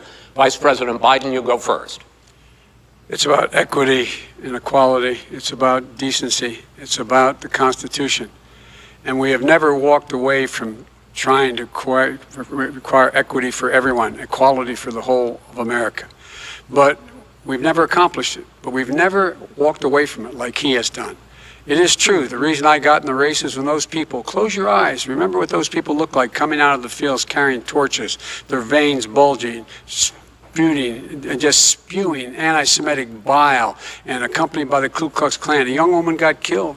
And they asked the president what he thought. He said there were very fine people on both sides. No president has ever said anything like that. It is who's now, sir. Second point I'd make to you is that when Floyd was killed, when Mr. Floyd was killed, there was a peaceful protest in front of the White House. Oh, man, what did he do? He came out of his bunker, had the military use tear gas on him so he could walk across to a church and hold up a Bible. And then what happened after that? The bishop of that very church said that it was a disgrace. The general who was with him said all he ever wants to do is divide people, not unite people at all. This is a president who has used everything as a dog whistle to try to generate racist hatred, racist division. This is a man who, in fact, you talk about helping African Americans. 1 in 1,000 African Americans has been killed because of the coronavirus. And if he doesn't do something quickly, by the end of the year, 1 in 500 will have been killed. 1 in 500 African Americans. This man is a savior of African Americans. This man cares at all. This man's done virtually nothing. Look, the fact is that you have to look at what he talks about. You have to look at what he did. And what he did has been disastrous for the African-American community. What? So, President Trump, you have 2 minutes. Why should Americans trust you over your opponent to deal with racism? He did a crime bill, 1994, where you call them super predators, African Americans, the super predators, and they've never forgotten it. They've never forgotten it, Joe. No, sir, it's his 2 minutes. So you did that, and they called you super predator, and I'm letting people out of jail now that you have treated the African American population community, you have treated the black community about as bad as anybody in this country. You did the 1990, and that's why, if you look at the polls, I'm doing better than any Republican has done in a long time, because they saw what you did. You call them super predators, and you've called them worse than that, because you look back at your testimony over the years, you've called them a lot worse than that. As far as the church is concerned, and as far as the generals are concerned, we just got the support of 250 military leaders and generals,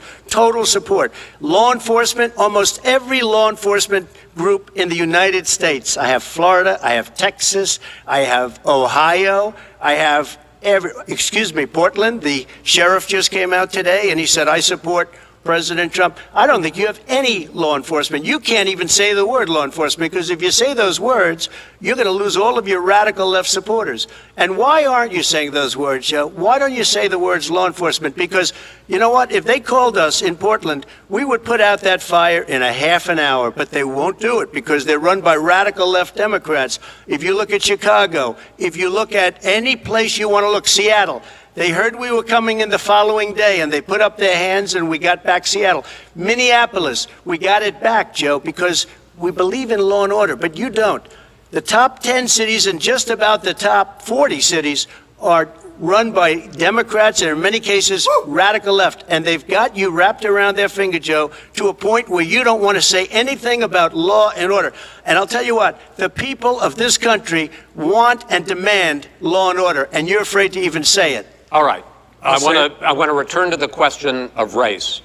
Vice President Biden, after the grand jury in the Breonna Taylor case decided not to charge any of the police with homicide, you said it raises the question, quote, whether justice could be equally applied in America. Do you believe that there is a separate but unequal system of justice for blacks in this country? Yes, there is. There's systemic injustice in this country, in education and work and in law enforcement and the way in which it's enforced.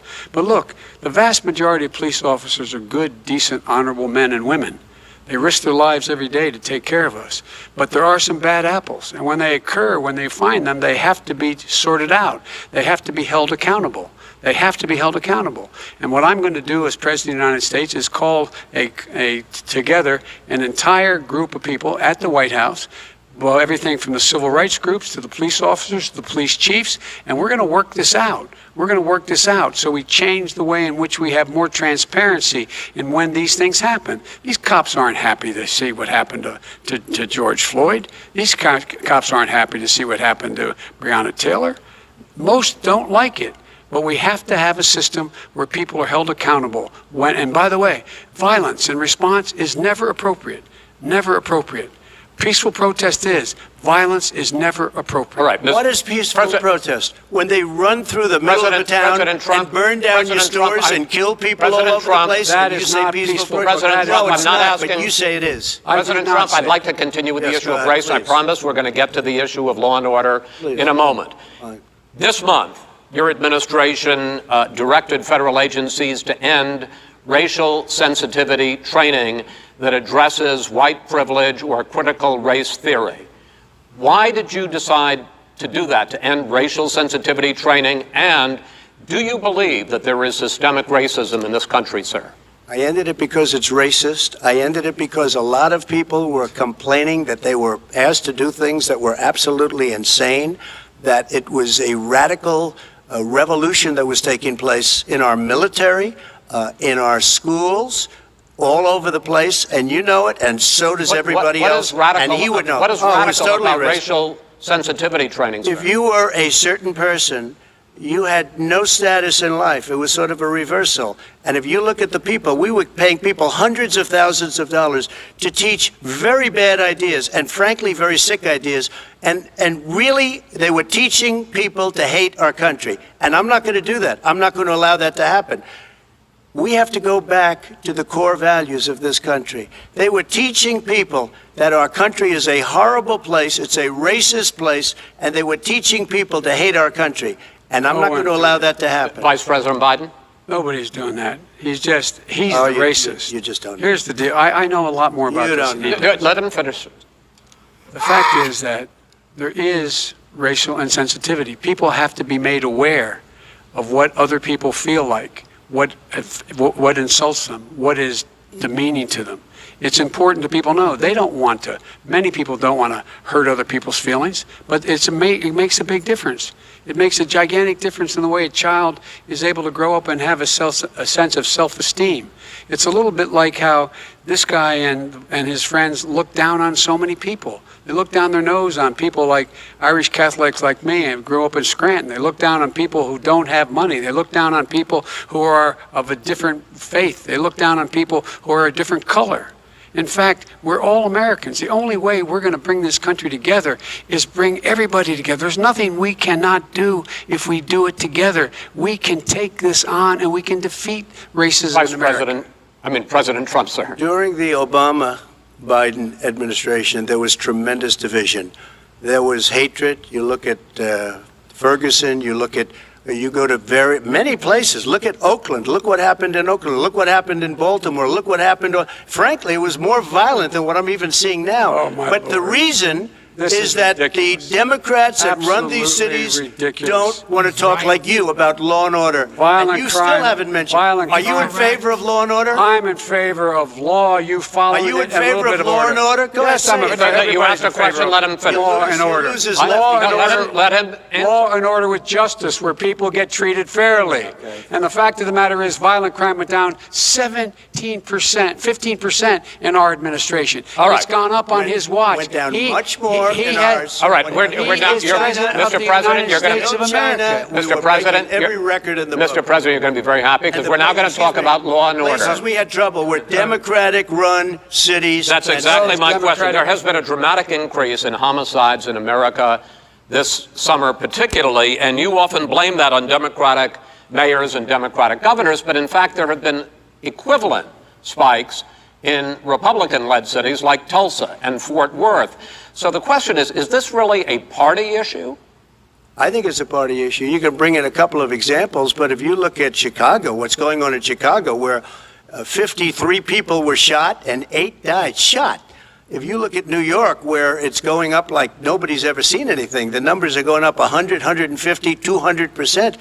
crime. It is cities. crazy what's going on. And he doesn't want to say law and order because he can't, because he'll lose his radical left supporters. And once he does that, it's over with. But if he ever got to run this country and they ran it the way he would want to run it, our suburbs would be gone. By the way, our suburbs would be gone, and you would see problems like you've never seen. He wouldn't know a suburb unless he took a wrong turn. Oh, I know suburbs. He would not. So much I was raised in the suburbs. This is not 1950. All these dog whistles on racism don't work anymore. Suburbs are by and large integrated. There's many people today driving their kids to soccer practice and or to black and white and Hispanic in the same car as there have been any time in the past. What really is a threat to the suburbs and their safety is his failure to deal with COVID. They're dying in the suburbs. His failure to deal with the environment. They're being flooded. They're being burned out because his refusal to do anything. That's why the suburbs are in trouble. I do want to talk about this issue of law and order, though. And in the joint recommendation that came from the Biden-Bernie Sanders task force, you talked about, quote, reimagining policing. First of all, what does reimagining policing mean, and do you support? It means... let me, if I might finish the question. What does reimagining policing mean, and do you support the Black Lives Matter call for community control of policing? Look, what I support is the police having the opportunity to deal with the problems they face. And I'm totally opposed to defunding the police officers. As a matter of fact, local police, the only one defunding it, his budget calls for a $400 million cut in local law enforcement assistance. They need more assistance. They need, when they show up for a 9/11 call, to have someone with them as a psychologist or psychiatrist to keep them from having to use force and be able to talk people down. We have to have community policing like we had before, where the officers get to know the people in the communities. That's when crime went down. It didn't go up, it went down. And so we have to be engaged. That's not what they're talking about, Chris. That's not what they're talking about. He's talking about defunding the police. That is not true. He doesn't have any law support. He has no law enforcement support. That's not true. Almost nothing. Look. Oh, Roy, who do you have? Name one group that supports you. Name one group that came out and supported you. Go ahead. Think. We have time. We don't have time to do anything. Think about it. Name one law enforcement group that came out and supported you. Gentlemen, I think I'm going to take back the moderator's role, and I want to get to another subject, which is the issue of protests in many cities that have turned violent. In Portland, Oregon especially, we had more than 100 straight days of protests, which I think you would agree. You talk about peaceful protests. Many of those turned into riots.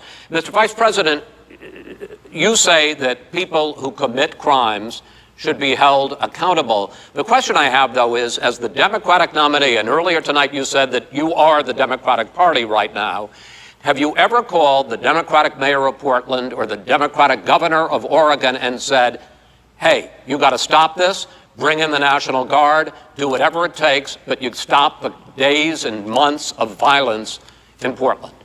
I don't hold public office now. I am a former vice president. I've made it clear in my public statements that the violence should be prosecuted. It should be prosecuted. And anyone who commits it, but you've never called for the people, the leader. Excuse me, sir. You have never called for the leaders in Portland and in Oregon to call and bring in the National Guard and knock off 100 days of riots. They can, in fact, take care of it if he just stay out of the way. Look here. Oh, really? Here's the thing. I sent in the U.S. Marshals to get the killer of the young man in the middle of the street. They shot him, and for 3 days, President Trump wouldn't do anything. I had to send in the U.S. Marshals. They took care of business. Go ahead, sir. And by the way, his own former spokesperson said, riots and chaos and violence help his cause. That's what this is all about. I don't know who said that. I do. Who? I think Kellyanne Conway. I don't think she said that. She said that. And so here's the point. The point is that's what he keeps trying to rile everything up. He doesn't want to calm things down. Instead of going in and talking to people and saying, let's get everybody together, figure out how to deal with this. What's he do? He just pours gasoline in the fire constantly, and every single solitary time. And to button up this segment. I'm going to give you a minute to answer, sir. You have repeatedly criticized. I have to answer his statement. No, you have His repeatedly. statement? You have Wait, just 1 No, second. you've been talking You back made and a forth. statement. I'm asking you. I would love to end it. sir. I would love to end it. and You know, we if would you want to very- switch seats, we would very quickly. We could do that, but I'd I'm send no, in the National Guard, it would be over. There'd be no problem. Okay. But they don't want to accept the National Guard. You have repeatedly criticized the vice president for not specifically calling out Antifa and other left-wing That's right. extremist groups. But are you willing tonight to condemn white supremacists and militia groups and to say that they need to stand down and not add to the violence in a number of these cities, as we saw in Kenosha and as we've seen in Portland? Sure, Are you I'm willing prepared to to do specifically that, but do it? Well, go ahead, sir. I would say almost everything I see is from the left wing, not from the right wing. So what are you saying? I'm willing to do anything. I want to see Well, peace. then do it, sir. Say it. Do it. Say it. Do you want to call him?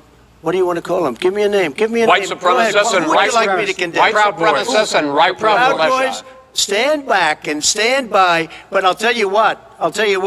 Somebody's got to do something about Antifa and the left, because this is not a right-wing problem. His This own is a left-wing. FBI director This said is a left-wing threatening problem. white supremacists. Antifa's an idea, not an organization. Oh, you got it, Not kid. militia. That's what his It's an idea. FBI director Gentlemen, said. Well, we're then gonna- you know what? we're done, sir. We're moving on to the next. We're Everybody moving. in your bat hits you over the head. That's not an idea. Everybody in Antifa your is bad. administration tells you the truth has a bad idea. Can I tell you what? You have no ideas that are. Antifa is a dangerous All right, radical gentlemen, we're group. now moving on to the Trump And and you ought to be Biden careful with records. them. They'll overthrow you. When a president, I'm going to ask a question.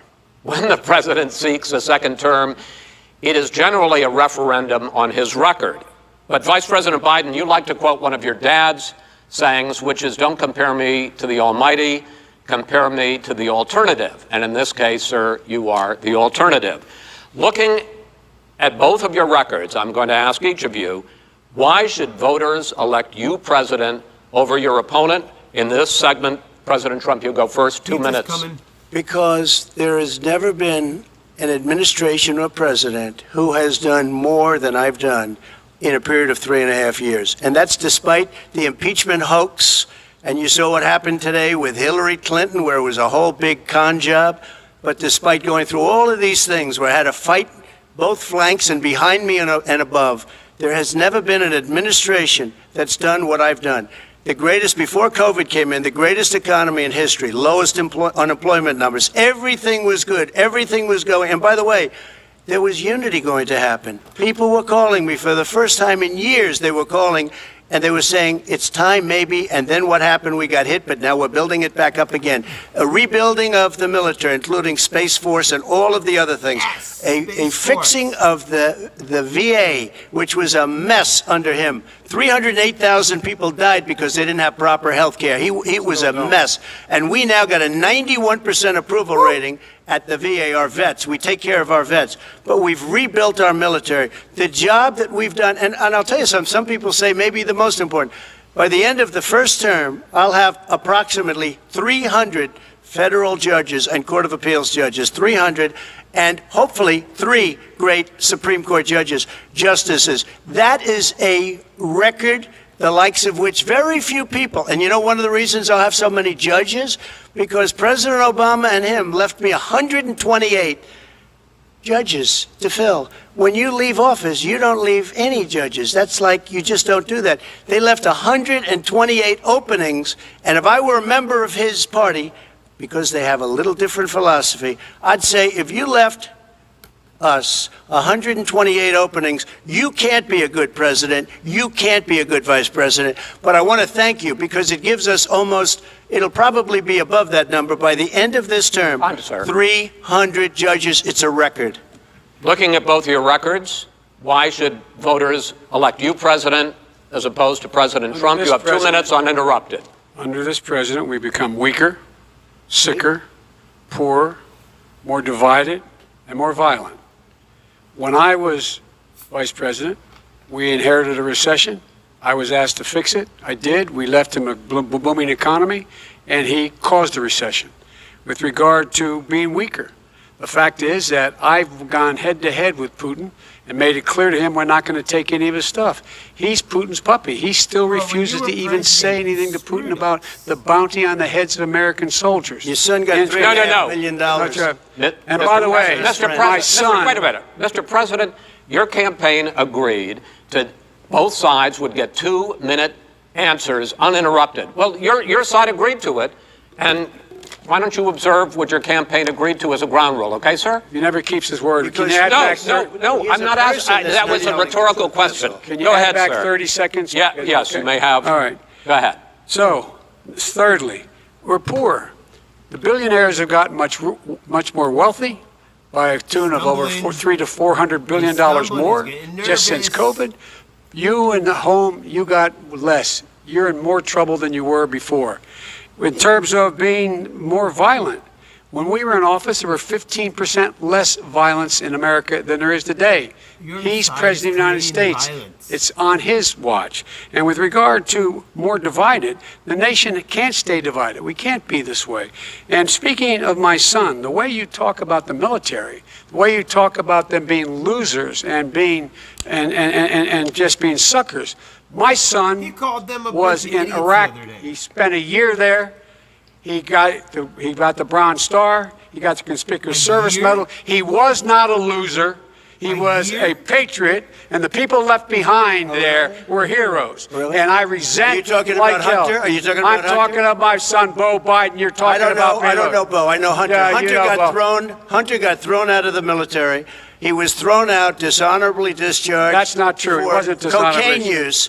And he didn't have a job until you became vice president. Once you became vice president, he made a fortune in Ukraine, in China, in Moscow, that is simply and various not other places. True. He made a fortune. My son. And he didn't have a job. My son, like a lot of people we know at home, had a drug problem. He's overtaken it. He's fixed it. He's worked on it, and I'm proud of him. But why was he given tens of millions? All right, but he wasn't given tens of millions of dollars. That is totally discredited.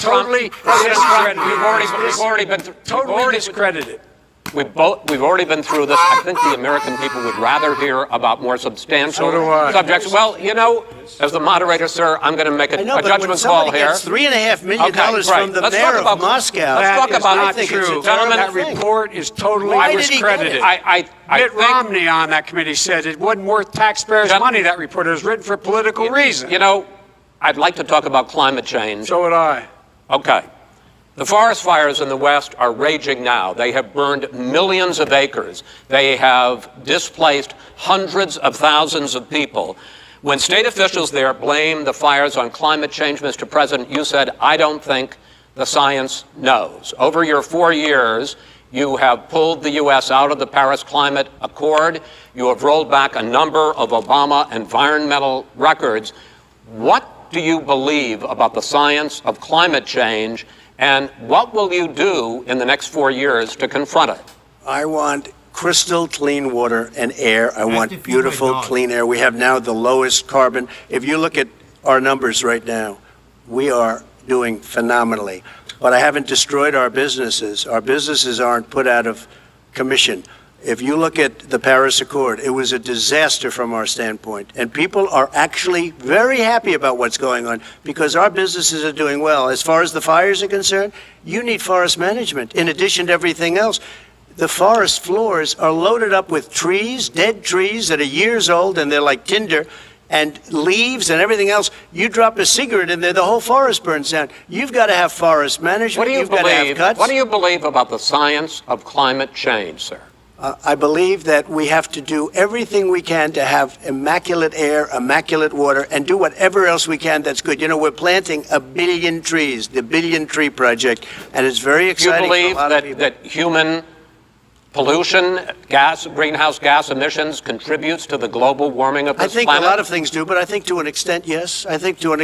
But I also think we have to do better management of our forests. Every year, I get the call, California's burning. California's burning. If that was cleaned, if you had forest management, good forest management, you wouldn't be getting those calls. You know, in Europe, they live their forest cities. They're called forest cities. They maintain their forests. They manage their forests. I was with the head of a major country, It's a forest city. He said, sir, we have trees that are far more, they ignite much easier than California. There shouldn't be that problem. I spoke with the governor about it. I'm getting along very well with the governor. But I said, you know, at some point, you can't every year have hundreds of thousands of acres of land just burned to the ground. That's burning down because of a lack of management. But, sir, if you believe in the science of climate change, why have you rolled back the Obama Clean Power Plan, which limited carbon emissions in power plants? Why have you relaxed? Because it was driving energy prices through the sky. Why have you relaxed fuel economy standards that are going to create more pollution from cars and trucks? Well, not really, because what's happening is the car is much less expensive and it's a much safer car, and you're talking about a tiny difference. And then what would happen, because of the cost of the car, you would have at least double and triple the number of cars purchased. We have the old slugs out there that are 10, 12 years old. If you did that, the car would be safer. It would be much cheaper by $3,500. In the case of California, they've simply ignored No, but you would take a lot of cars off the market because people would be able to afford a car. Now, and by the way, we're going to see how that turns out. But a lot of people agree with me, many people. The car has gotten so expensive because they have computers all over the place for an extra little bit of gasoline. And I'm okay with electric cars too. I think I'm all for electric cars. I've given big incentives for electric cars. But what they've done in California is just crazy. Right. Vice President Biden, I'd like you to respond to the president's climate change record, but I also want to ask you about a concern. You proposed $2 trillion in green jobs. You talk about new limits, not abolishing, but new limits on fracking, ending the use of fossil fuels to generate electricity by 2035, and zero net emission of greenhouse gases by 2050.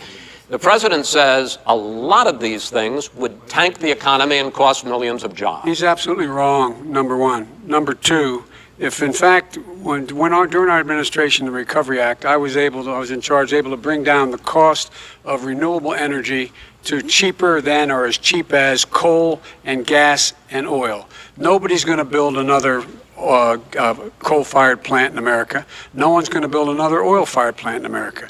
They're going to move to renewable energy, number one.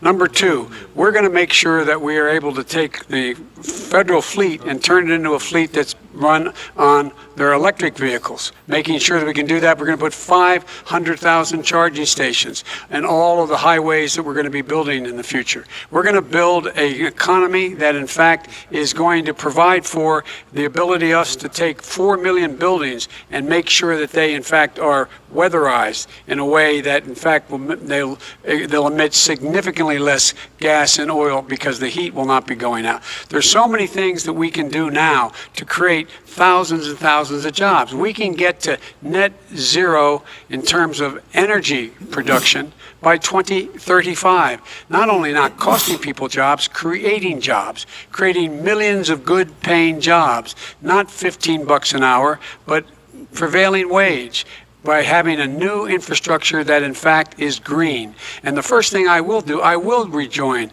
the Paris Accord. I will join the Paris Accord because with us out of it, look what's happening. It's all falling apart. And talk about someone who has no relationship with foreign policy. Brazil, the rainforests of Brazil are being torn down, are being ripped down. More carbon is absorbed in that rainforest than every bit of carbon that's emitted in the United States. Instead of doing something about that, I would be gathering up and making sure we had the countries of the world coming up with $20 billion and say, here's $20 billion, stop tearing down the forest. And if you don't, then you're going to have significant economic consequences. What about the argument that President Trump basically says that you have to balance environmental interests and economic interests, and he's drawn his line? Well, he hadn't drawn a line. He still, for example, he wants to make sure that methane's not a problem. You can now emit more methane without it being a problem. Methane. This is a guy who says that you don't have to have mileage standards for automobiles that exist now. This is a guy who says that Well, the fact Not that true. it's all true. And here's He's the deal. talking about the Green New Deal, and it's not $2 billion or $20 billion, as you said. It's $100 trillion. I'm talking about where they want to rip down buildings and rebuild the building. No, it's the that is dumbest, not- most that ridiculous, is not- where airplanes are out of business, That's it. where two-car systems are out, where they Not want to true. take out the cows, too. Not You know, that's not true. true either, right? Not This is a 100 Simply, trillion. look, That's more money than that our is- country could make in that is 100 simply years if we're not going by the case. All right, let me destroy our because I country. actually, wait a minute, sir. I actually have studied your plan, and it includes upgrading 4 million buildings, weatherizing 2 million homes over 4 years, building 1.5 million energy-efficient homes. So the question becomes, the president is saying, I think some people who support the president would How say that much sounds will it like it's going to cost? cost a lot of money and hurt the economy. What it's going to do is going to create thousands and millions of jobs, good 100 paying trillion. jobs. Let him finish, sir. He doesn't know how to do that. $100 They- billion. The fact is, it's going to create millions of good-paying jobs, and these tax incentives for people to weatherize, which he wants to get rid of. It's going to make the economy much safer. Look how much we're paying now to deal with the hurricanes. By the way, he has an answer for hurricanes. He said Who's maybe we paying should for drop this? a nuclear weapon on them. They may. I never said that. That's at all. he did say. You made it up. And here's the deal. You make up a we lot. we are going to be in a position where we can create hard, good jobs by making sure the environment is clean and we all are in better shape. We spend Why? billions of dollars now, billions Why? of dollars on floods, hurricanes, rising seas. We're in real That's all trouble. natural Look what's stuff. happening just in the Naturally Midwest with happens. these storms that come through and wipe out entire sections and counties It in happens. Iowa. They didn't happen before. They're because it of did. global It's been happening for warming. years. Yes, We it make up did. Yes. 15% of the world's problem. We, in Live in fact, but fear. the rest of the world, we've got to get them to come along. That's why we have to get back into the Paris Accord. All right, gentlemen, Wait a minute, Chris. So why didn't he do it for 47 years? You were vice president. Why didn't you get the world? China sends up real dirt into the air. Russia does. India does. They all do. We're supposed to be good. And by the way, he made a couple of statements. The Green New Deal is $100 trillion, That is not not $20 my billion. plan. That's The Green well, New you want to Deal rebuild every is not building. my plan. You want to All right, rebuild all right. every You If he knew You have to- anything wait, no, no, about, wait. if he knew Gentlemen, He anything made a about, statement Gentlemen. about the military. He said I said something about the military. He and his friends made it up, and then they went with it. I never said it. Okay. That is What not he true. did Sir, is he you're done in said this segment. he called Mr. the Vice- military Mr. Vice President, stupid bastards. I and he did said not it on say tape. that. He He did. said Mr. stupid Please, bastards. He sir, said it. stop. I would never I say would that. play to it. the military. Play it. Called out. Go ahead. Mr. You're on Vice tape. President answered his final question. The final question is, I can't remember which of all his rantings. I'm having a little trouble myself, but and about the economy and about this question of what it's going to cost. The economy. I mean, the Green New Deal and the idea of what your environmental Green New changes Deal- will do. The Green New Deal will pay for itself as we move forward. We're not going to build plants that, in fact, are great polluting plants. So do you We're gonna support build the Green New Deal? Pardon me? Do you support No, I don't support the Green Oh, New Deal. you don't? Oh, well, that's a You big let- statement. I That support means you the just Biden. lost the radical left. I That's support Oh, you the don't? Biden plan that I put forward. Okay. The Biden plan, which is different than what he calls the radical Green New Deal. All right, gentlemen, final segment, election integrity. As we meet tonight, millions of Americans are receiving mail-in ballots or going to vote early. How confident should we be that this will be a fair election, and what are you prepared to do not. It won't over be. the next 5+ Because of weeks, mail-in because it'll ballots? not only be to Election Day, but also counting some ballots, mail-in ballots after Election Day. What are you prepared to do to reassure the American people that the next president will be the legitimate winner of this election? In this final segment, Mr. Vice President, you go first. Prepared to let people vote. They should go to iwillvote.com, decide how they're going to vote, when they're going to vote, and what means by which they're going to vote. His own Homeland Security Director, and as well as the FBI Director, says there is no evidence at all that mail-in ballots are a source of of being manipulated and cheating. They are? They said that. They're being The fact dumb. is that there are going to be millions of people because of COVID that are going to be voting by mail-in ballots, like he does, by the way. He sits behind the Resolute desk and sends his ballot to Florida, number one. Number two, we're going to make sure that those people who want to vote in person are able to vote because enough poll watchers are there to make sure they can socially distance. The polls are open on time, and the polls stay open until the votes are counted. And this is all about trying to dissuade people from voting because he's trying to scare people into thinking that it's not going to be legitimate. Show up and vote. You will determine the outcome of this election. Vote, vote, vote. If you're able to vote early in your state, vote early. If you're able to vote in person, vote in person. Vote whatever way is the best way for you, because he cannot stop you from being able to determine the outcome of this election. And in terms of whether or not when the votes are counted, and they're all counted, that will be accepted. If I win, that will be accepted. If I lose, that'll be accepted. But by the way, if in fact he says he's not sure what he's going to accept, well, let me tell you something. It doesn't matter. Because if we get the votes, it's going to be all over. He's going to go. He can't stay in power. It won't happen. It won't happen. So vote. Just make sure you understand you have it in your control to determine what this country is going to look like the next 4 years. Is it going to change? You're going to get 4 more years of these lies. Mr. President, 2 minutes. So when I listened to Joe talking about a transition, there's been no transition from when I won. I won that election. And if you look at crooked Hillary Clinton, if you look at all of the different people, there was no transition because they came after me trying to do a coup. They came after me spying on my campaign. They started from the day I won and even before I won, from the day I came down the escalator with our First Lady. They were a disaster. They were a disgrace to our country. And we've caught them. We've caught them all. We've got it all on tape. We've caught them all. And by the way, you gave the idea for the Logan Act against General Flynn. You better take a look at that because we caught you in a sense. And President Obama was sitting in the office. He knew about it too. So don't tell me about a free transition. As far as the ballots are concerned, it's a disaster. A solicited ballot, okay, solicited is okay. You're soliciting, you're asking, they send it back, you send it back. I did that. If you have an unsolicited, they're sending millions of ballots all over the country. There's fraud. They found them in creeks. They found some with the name Trump, just happened to have the name Trump just the other day in a waste paper basket. They're being sent all over the place. They sent 2 in a Democrat area. They sent out 1,000 ballots. Everybody got 2 ballots.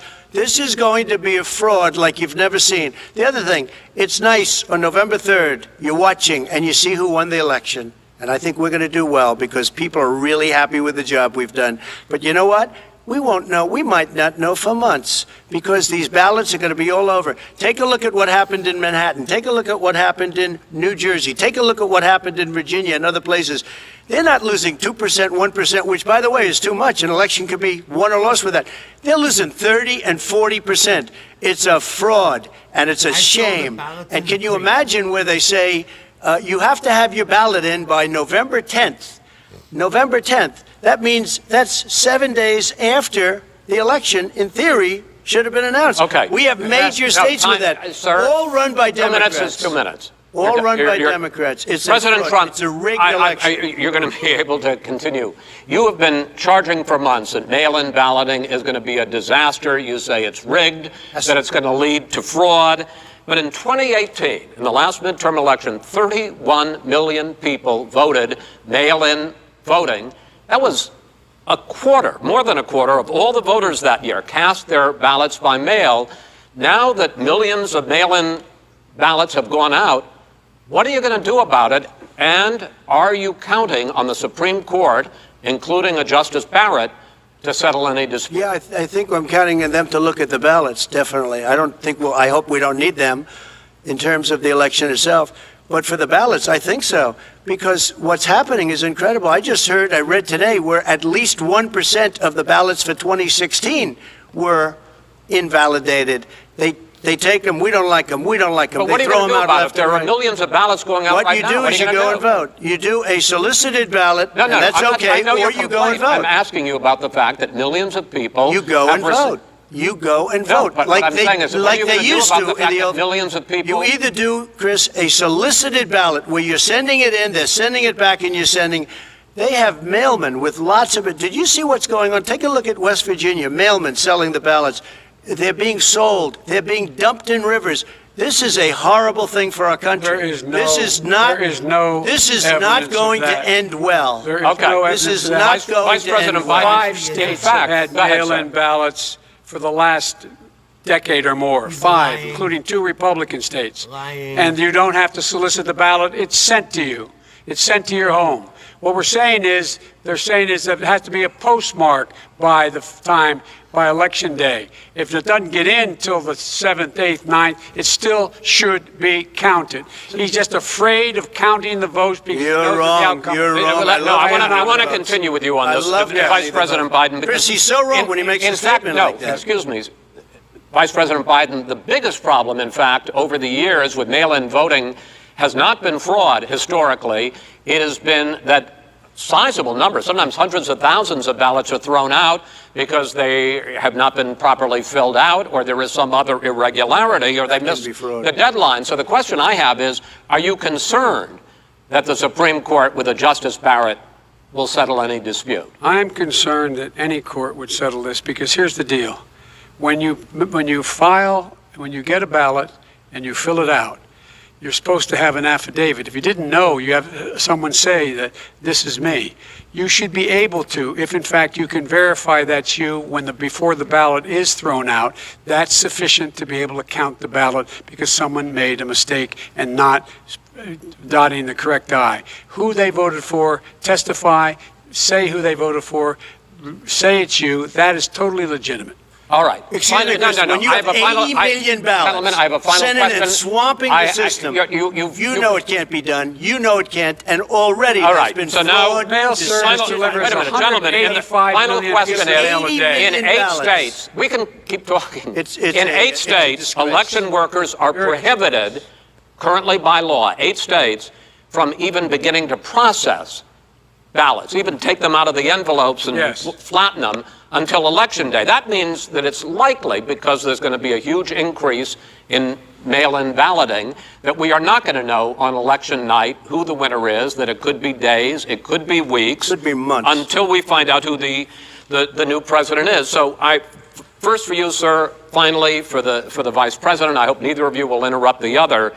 Will you urge your supporters to stay calm during this extended period, not to engage in any civil unrest, and will you pledge tonight that you will not declare victory until the election has been independently certified? President Trump, you go first. I'm urging my supporters to go into the polls and watch very carefully, because that's what has to happen. I am urging them to do it. As you know, today there was a big problem. In Philadelphia, they went in to watch. They're called poll watchers, a very safe, very nice thing. They were thrown out. They weren't allowed to watch. You know why? Because bad things happen in Philadelphia, bad things. And I am urging my people. I hope it's going to be a fair election. If it's a fair election, I am 100% on board. But if I see tens of thousands of ballots being manipulated, I can't go along with that. And I'll tell you what, from a common sense, does that mean you're going to tell your people to take to the street? It means you have a fraudulent election. You're sending out 80 million ballots. They're not equipped to. These people aren't equipped to handle it. Number one. Number two, they cheat. They cheat. Hey, they found ballots in a waste paper basket 3 days ago, and they all had the name military ballots. They were military. They all had the name Trump on them. Vice President you think Biden, that's good? Vice President Biden, final question for you. Will you urge your supporters to stay calm while the vote is counted, and will you pledge not to declare victory until the election is independently certified? Yes, and here's the deal. We count the ballots, as you pointed out. Some of these ballots in some states can't even be opened until Election Day. And if there's thousands of ballots, it's going to take time to do it. And by the way, our military, they've been voting by ballots since the end of the Civil War, in effect. And that's what's going to happen. Why was it not? Why is it for them somehow not fraudulent? It's the same process.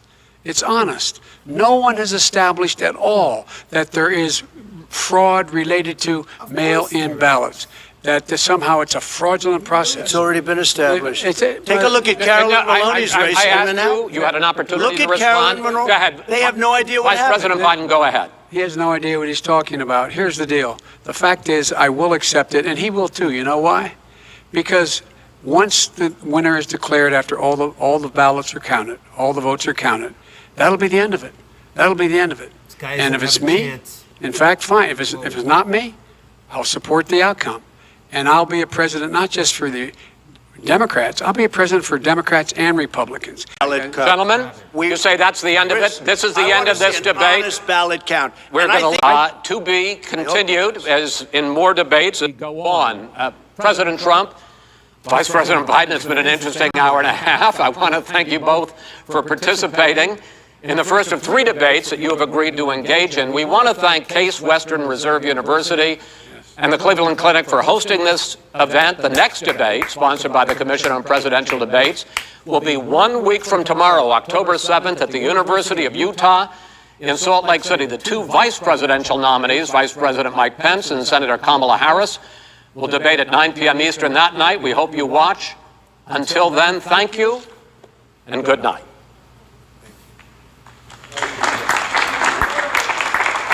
Thank you.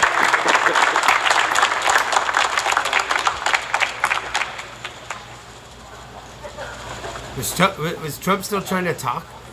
Was he still trying to speak at one point? At the last little second, he was just trying to speak.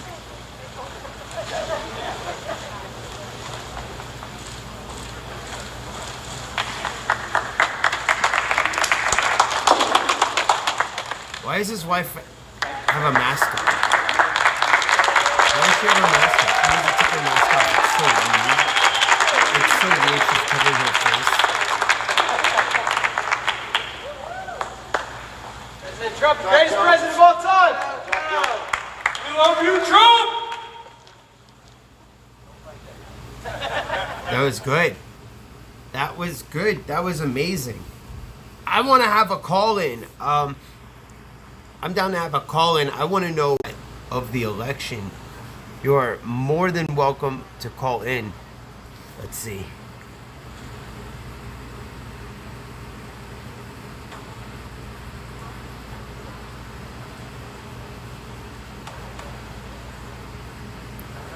Is it this one? No, I don't want to use that one. Here, let's use, let's see.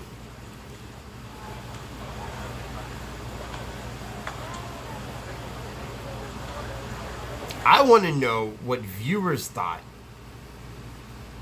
Let's see. I think it's still the 716-771-0325. That's 716-771-0325. You can call me up. If you were watching, I want to know what you thought about the whole thing. Let's see. Let me type this up, chat. Give me 1 second. It was very interesting.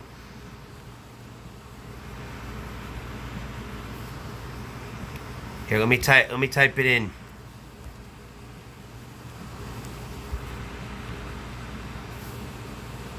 (771) 0325. You can call me live.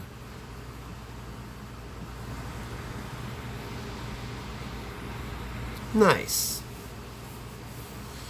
It's done. It's over with. It is completely over. Caller.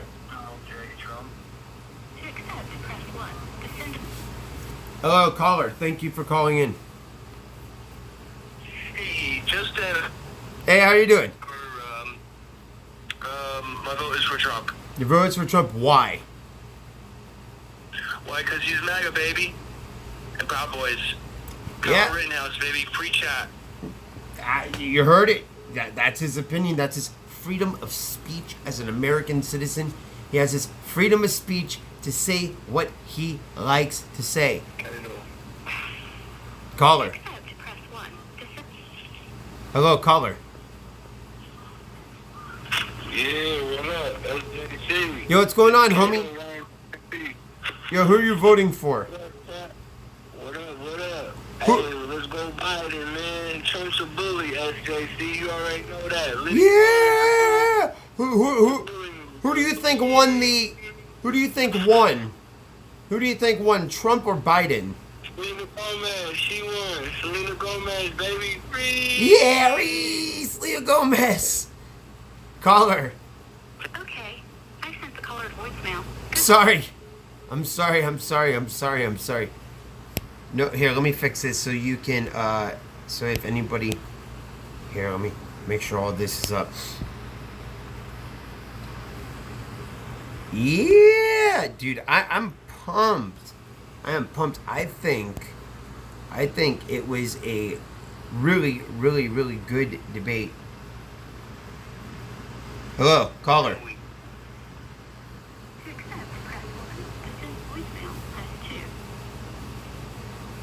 Let's see. Hello, caller. Hey, Yo. I just want to say your hair looks a lot better today than yesterday. Thank you, homie. Thank you. He just wanted to compliment me on the hair. That's fine, bro. Go for it. He likes the hair. Here, let's make this bigger so people can actually see it. Some people watching on TV might not be able to see very well. If you're watching at home on your television, call me 716-771-0325. My name is Scuffed Jim Carrey, Scuffed Justin Carrey. I'm the host of the SJC channel. We just watched the presidential debate 2020. Hello, caller. Yo, hello, Justin. I just wanted to ask you a simple question. Why weren't you on the ballot? I'm not old enough. I will be running in 2028. I will be on the ballot in 2028. Look forward to that. 2028 is when you're going to run. No. That's what I'm going to be running for president. It's going to be awesome. Thank you. Hey, do you have any more questions or input? Would you still be wearing that suit and tie you got from Goodwill, or would you? No, I actually bought this. This is actually Kenneth Cole. I bought this at the Macy's. You go pick one up today. Thank you for calling. I love and appreciate you. Bro, listen. I'm curious as to what the viewers thought. Dude, this says my pizza was delivered. Is there a pizza sitting out there? Bro, there's been a pizza out here for like a while.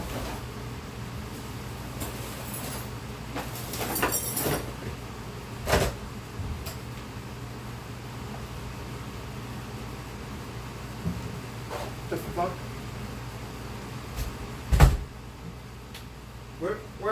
Where's my pizza? Dude, it says the pizza was delivered. Caller. Hello. Hello.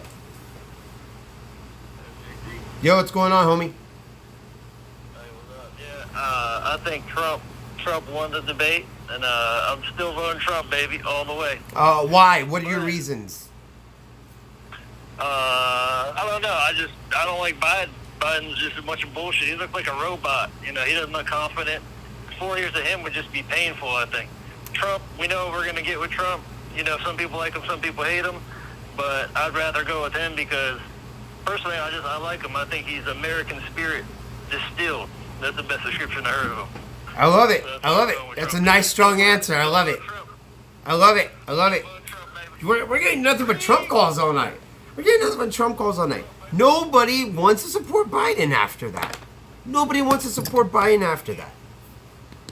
Hey, I mean, most of this community likes Trump. That's just how it is. We're alternative, you know? Hey. I don't think you don't have a lot of liberals watching, you know, IP2 kind of stuff, you know? Oh, okay. All right. Yeah, shout out to IP2. I know you don't like IP2. No, I like IP2. I like the memes. Yeah, it's the memes, bro. Yeah, I like the memes. The memes are fucking funny. Who gives a fuck? But like what happened with Mito when Mando took a shit on the Pelosi's doorstep, you know, that was like huge. That was huge. It was hilarious. Yeah, and everyone was on Mondo's side, right? Because IP2 is generally, you know, a But then we realized Armando's an SJW. He's kind of SJW. He plays both fields. He plays both fields.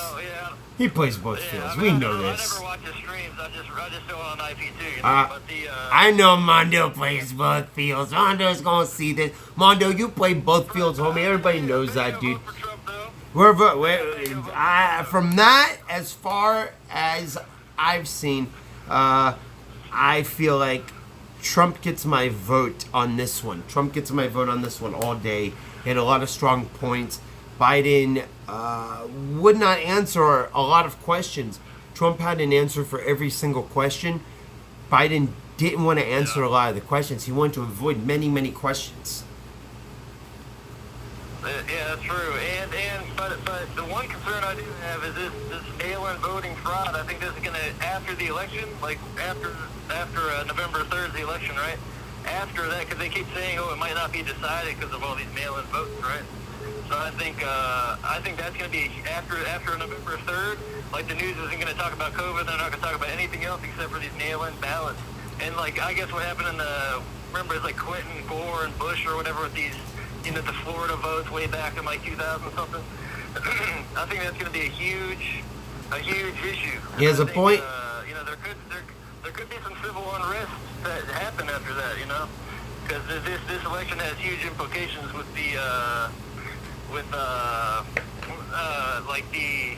I think there could be, you know, a flash. This could because you know everyone thinks the country's kind of on the, you know, people have been playing with the idea of a civil war in the country. I've heard of it. I've heard of it. Many people. Flashpoint. You know, there could be a flashpoint that happens because we're just looking for a flashpoint that starts the civil war. You know, and what could the outcome of this election, and the two sides are so heated and riled up about this fraud, and you know, was it who won this and that. You know, this could be a flashpoint to start something big. I don't know. I don't think so. But I hope not. It's happened before. You know? It's happened before. Yeah, well, not for an election. Not for an election, but it's just happened in general in our country. Yeah. You know, in other countries, like some politicians punch each other in the face and stuff like that. You know, you see like things about like Russian politics, like punching each other in the face. I thought they were gonna get in a fight. You know, at the begining, I thought they do that. It happens. They literally do that, and it's just okay. Well, it's just like normal there or whatever, because, you know, they get so heated and they're so passionate. I literally thought one of them was going to, you know, go over the other guy and start, you know, staring him in the, you know, grilling him and fucking almost punching him in the face, you know, get up in their grill and shit, you know. That would be kind of funny, right? One of my mods says his wife got 2 mail-in ballots. See, that's not okay. That's not okay. Yeah, I'm saying, so after November 3rd, the news is going to be, it's going to be nothing but ballots, nothing but mail-in ballots, and the controversy, what's fraud, what's not. You know, Trump's going to be talking mad shit. You know, well, if Trump wins, he's not going to talk with it, but if he, you know, if Trump loses, it's going to be a huge controversy about these fraudulent ballots. Definitely Trump's going to say, oh, he lost because of the fraudulent ballots, and that's going to start a fucking shitstorm. It's going to be a huge shitstorm, and that shit's on the horizon. You know, there's a huge shitstorm on the horizon with these mail-in ballots, and the COVID's complicated. You know, because of the COVID, the mail-in ballots, there's going to be way more than there ever was, and that's going to be a fucking huge shitstorm, I think.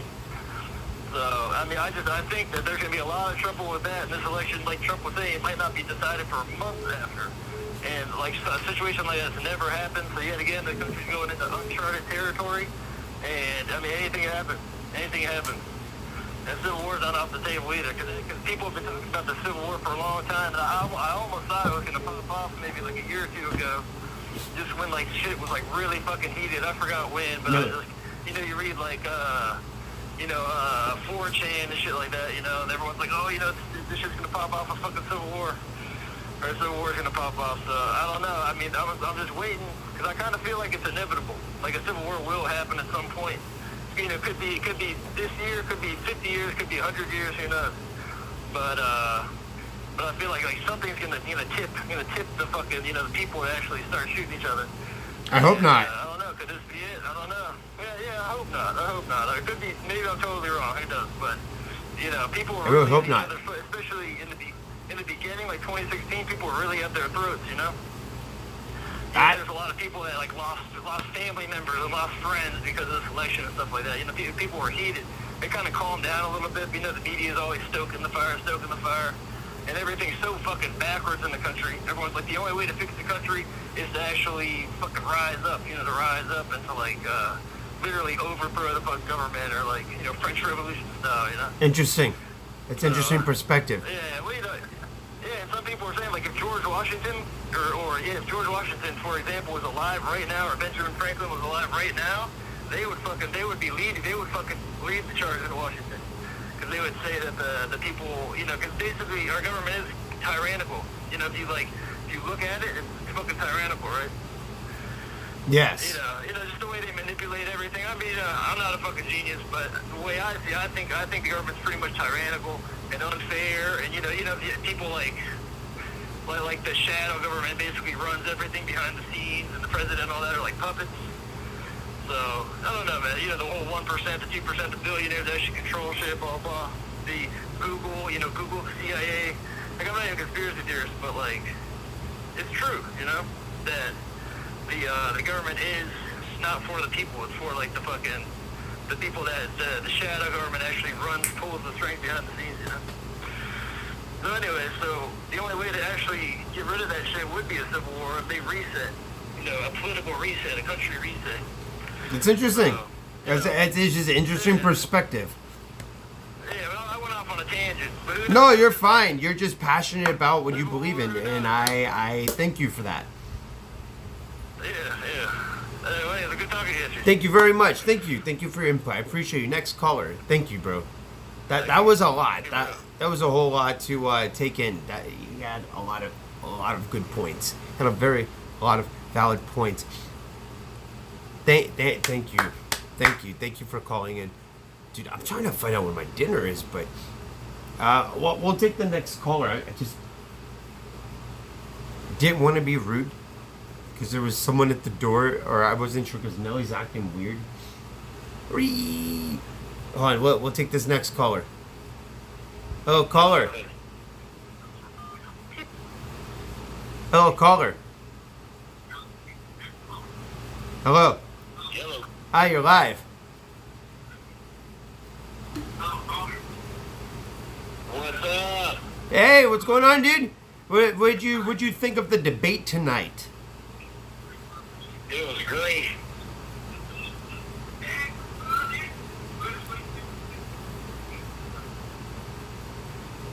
This is John from Polk County, Florida. Woo! Polk County, Florida.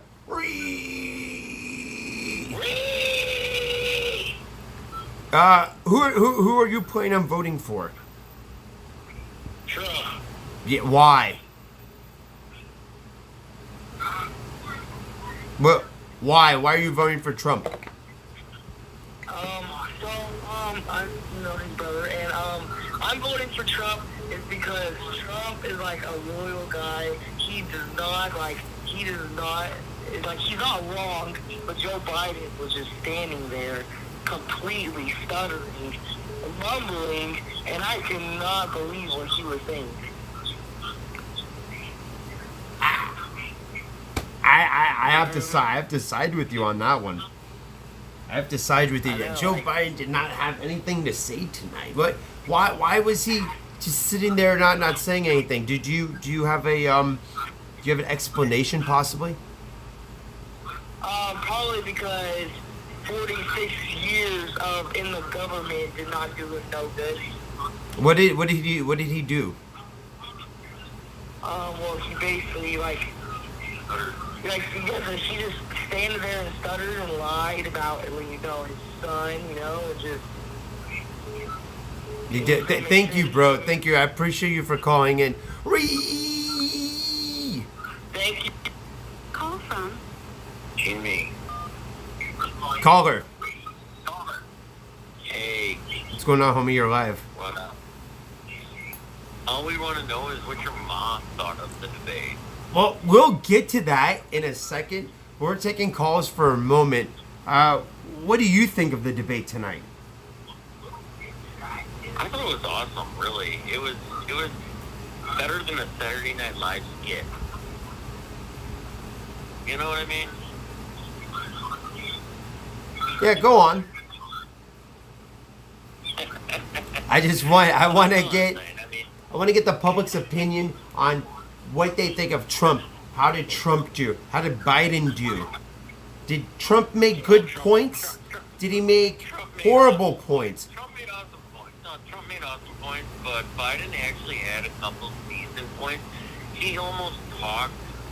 I don't know. He stutters in the beginning, but He was. That is him, I guess. He wasn't too confident at all. No, he wasn't confident for shit, and basically he couldn't answer a lot of the questions that Trump had. Law and order. He couldn't even say that. He should have just answered the questions. Answer the question. We want to know. Answer the question. Right. What about the 3.5 million that Hunter Biden got? You know, so I mean, he couldn't answer shit. We wouldn't answer it. So, but we want to know what your mom thought of the debate. I think we're gonna give her a call right now. Yeah, we got it, man. All right, we're gonna call Linda right now before it gets too late. West Coast, 7. It's 8, 9, 10. It's 11 o'clock West Coast time. I appreciate you, homie. Let's call Linda. I love you, dude. Let's call Linda, dude. All right. Where's Linda? Where's Linda?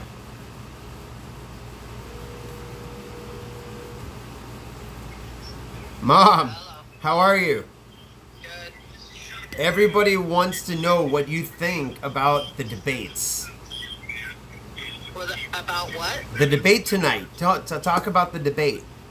What about it? I want to know your opinion on the debate. Donald Trump did good. He held his own. I mean, I think he could have kind of stuck it more to Biden, but you know, we still have 2 more debates, so give him more time. Yeah, I think he has a plan.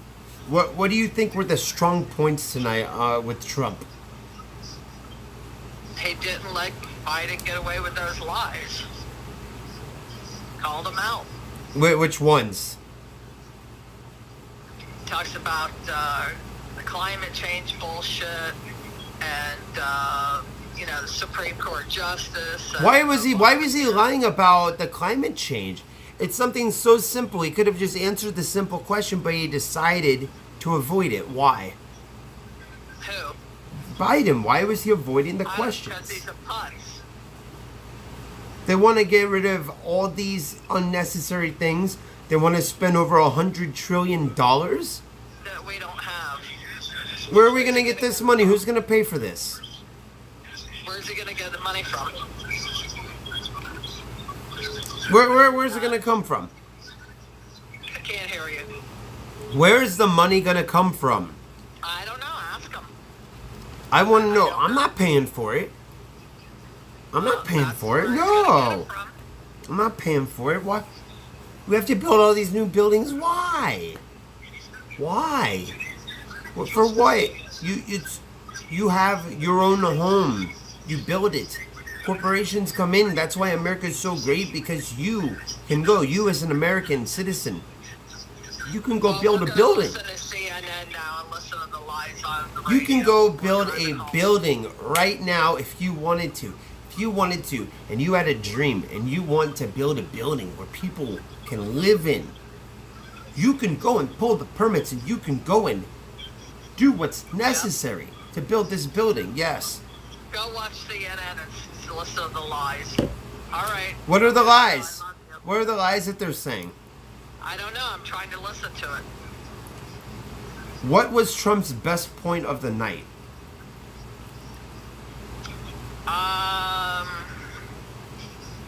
About, you know, jobs and economy.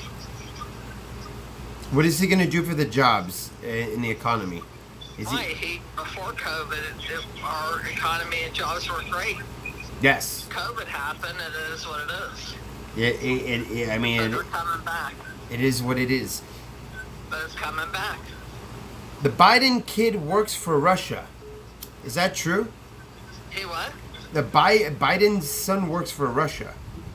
He what? The Biden's kid works for Russia. Yes. Is it? How do we know this? Well, of course he does. Tell me. There's people who are watching that don't know, and they're not educated. Well, they need to do some research.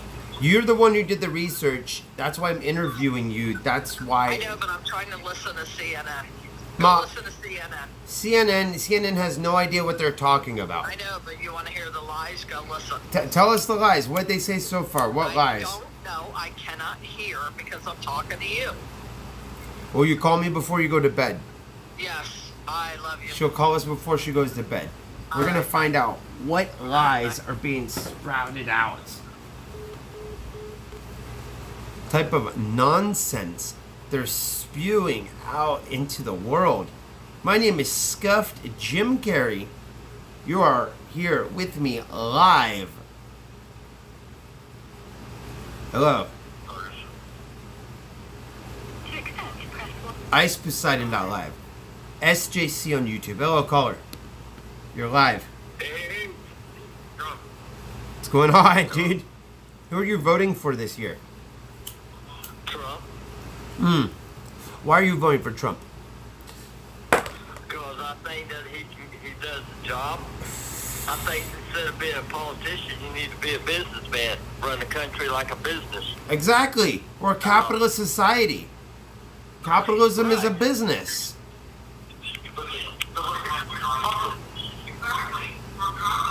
I agree.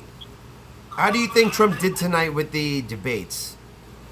I think he did good. I mean, he covers some stuff that I like to see about. What do you say? You know, about like Biden's son over there. He profited off of that. He wouldn't call, I don't know how to pronounce it, that organization AFA. Yeah, it's okay. It's a bunch of, they use big words to try and confuse people. Yeah.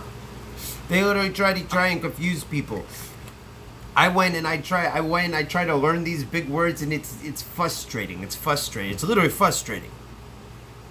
I mean, I think they're a radical group. I mean, they want to destroy America and stuff. But he calls them all, they just want to protesters. Wait, No, they're not who? protesters. Which group? The AFITA. Antifa. Yeah. Antifa. As far as I've read, they are considered a terroristic group. Right, but Obama, he didn't notify. He wouldn't say that tonight. Why wouldn't he say that? Do you think he's just trying to sway the vote? Yes. I think, well, I don't think none of them people's going to go out and vote anyway. I think what's going to happen is all this mail-in voting's going to be where the fraud's going to be at. People's going to do it for them. Oh, there's going to be felony votes. Yeah, you know, all this mail-in votes and... I heard that there's felons who are lefties that are selling their spot. Yes, I heard that too today. I've heard they're saying I will vote for you for money. Right. That's what I heard. I'm not happy with it. Oh, I'm not either. Because I think You're gonna vote for someone? For money? Because you're a felon. I mean, I'm not happy with it either. I don't think it's mail-in crap. What, you know, why all at once? They need to work this out. No, it's a bunch of these independent voters who are like, well, I'm not gonna vote anyway, but I'm gonna sell my vote. They're selling their vote. Right. There's people out there selling their vote. I'm not okay with that. Man. Vote's not worth money. It shouldn't be worth any money. My vote ain't worth the... I won't take nothing for my vote. I don't want any money for my vote. I'm voting I'm voting because I believe in the candidate, not for money. I did too. Thank you. I've been on Social Security disability for 10 years. Under Obama, we did not get a raise. My Medicare went up. No raise. Since he's been in office, since Trump's been in office. What about your food stamps? What about your food stamps? Do you get EBT? I don't get food stamps. You don't qualify, and you're on government benefits, and you don't qualify? Because I make too much. Someone who is on government benefits should definitely qualify. Okay, if I did, I get $6. That's not enough.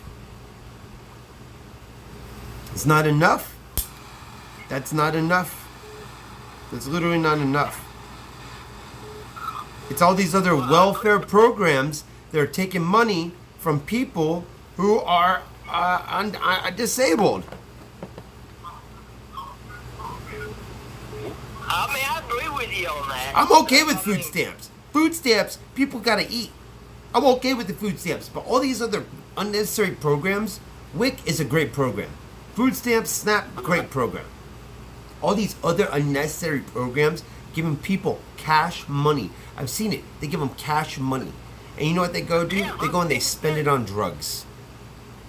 Yeah, spend it on booze, drugs, prostitutes, everything. I am on Social Security benefits. Yes, I do get disability. I do currently get disability. And you know how much they give me?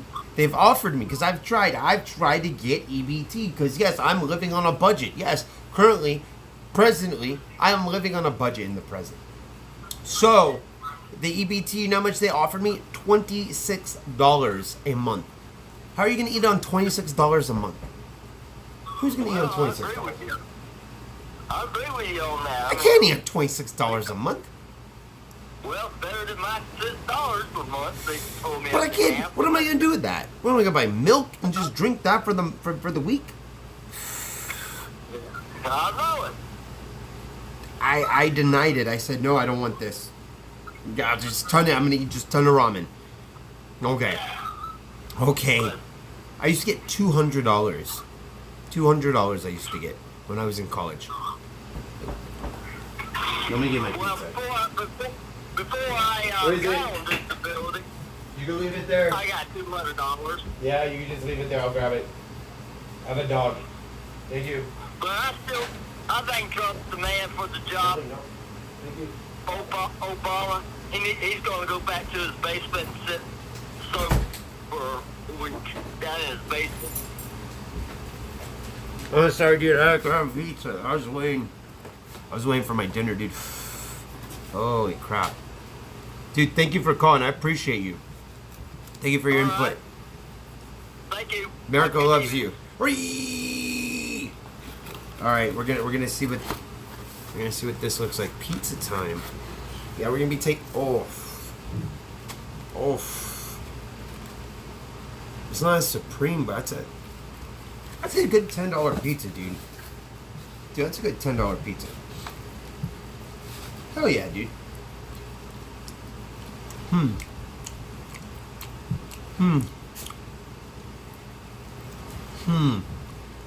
Hey, yeah. I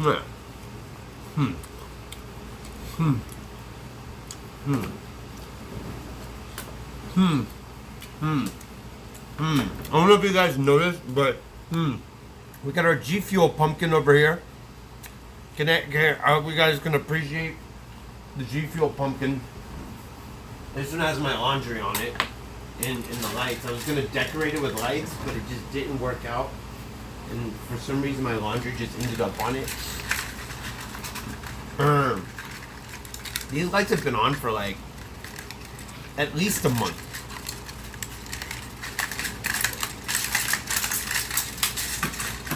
Yeah, they're going to go right up there. Nice. Right on the G Fuel pumpkin. Woo! Hell yeah, dude. The G Fuel. God, G of all pumpkin. You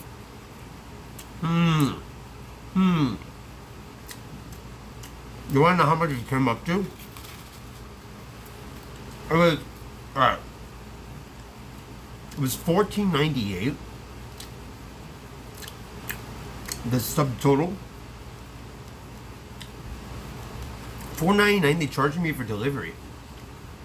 The tax was $1.42. So it was $16.40 for the pizza. And then I gave them like, I don't know, what was it, like 10 or 18% or some shit? I don't know, one of them. The middle one. Not the 5% one. Whatever the middle one is. I don't know, what's the middle one?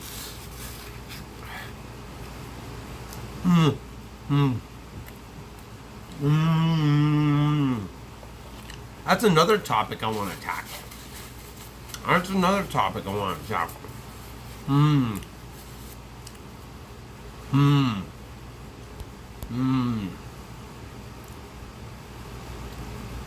It's another one. Here. Let's do this.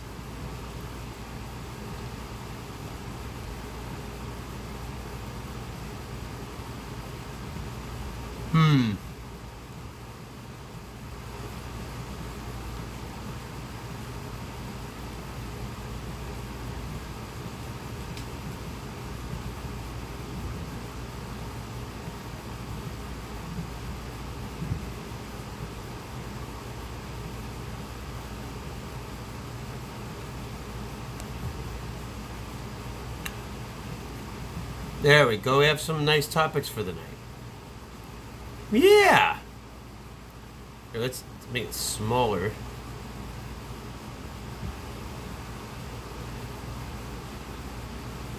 That's nice. Oh yeah, dude.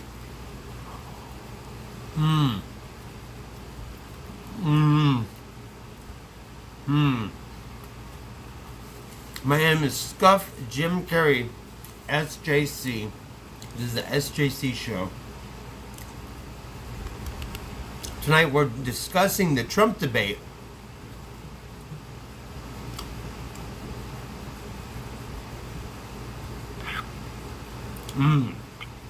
Hello, caller. First of all, I appreciate you, Justin. I appreciate you. Thank you. This isn't about Trump or Biden. This is about hashtag walks for Nelly. We need Nelly to be on more walks. She goes on plenty of walks. She goes on 3 to 4 walks a day. Okay. 3 walks a minimum. 3 walks is the minimum. 3 walks? Okay, then we're all good. She gets 1 at noon, 1 in the morning, and 1 in the evening. Same thing with like food almost. Okay, then we're all good. Back to the debate. Nelly gets no lunch though because she's on a diet. Keto for Nelly. Hey, Nelly needs keto because I feed her pizza crust. Read. Here you go, Nelly.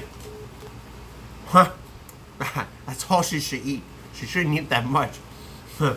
Nelly shouldn't eat that much, dude. Well, that pizza crust for her is so good and make her fat. She'll be a chunky dog. Dude, I want to know what you think. I want to know viewers' opinion. What do you think about the Trump-Biden debate tonight? Did Trump win? Did Trump make good valid points? Did Biden win? Did Biden make good valid points? Who was the supreme champion of tonight's debate? I have so many questions about tonight's debate, and the American public, you, and other people from around the world who are tuning in and watching our shit show go down here in America. I want to know how you feel. I know, I'm sorry I haven't gotten to every call. I promise we're going to make it to every call.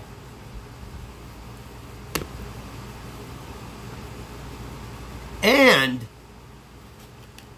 is Halloween canceled? Are you, if you're a parent, are you going to let your child go out for Halloween?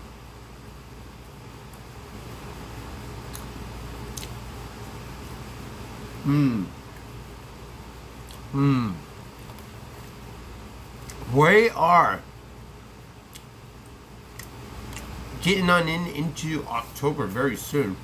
I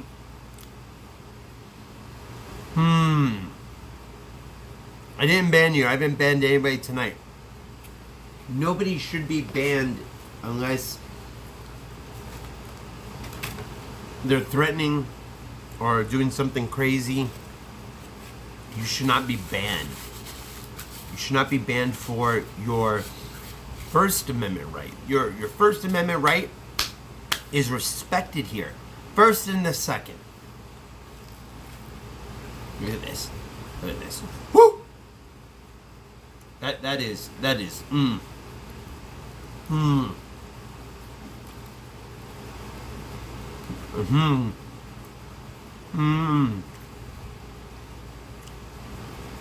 Who's gonna give out candy this year?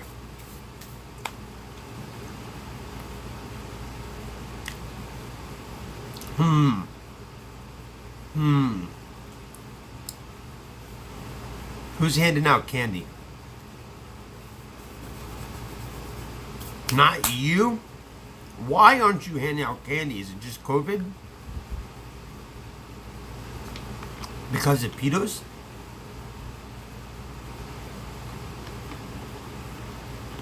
COVID.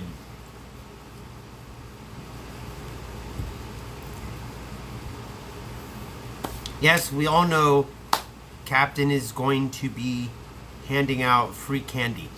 We should definitely have predator poachers investigate and sit there and monitor.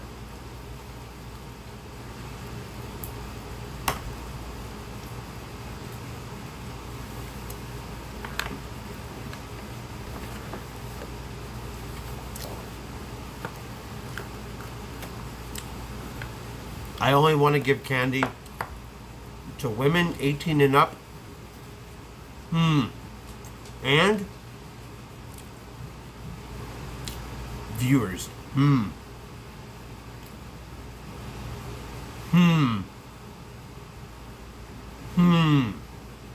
I can only put 3 up at a time. I think they want me to buy the app or something. I'm just using your app, bro. I make you guys a lot of money. You should just give it to me for free.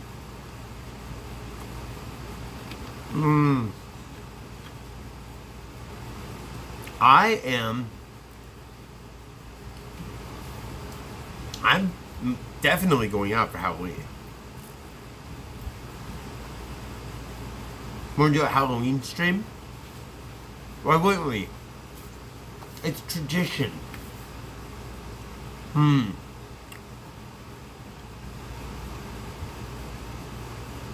What do you think the boulevard's gonna be like this Halloween?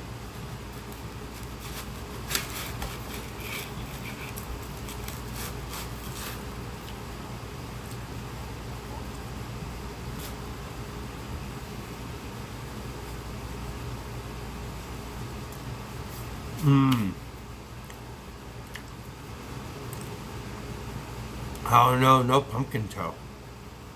I don't want pumpkin toe.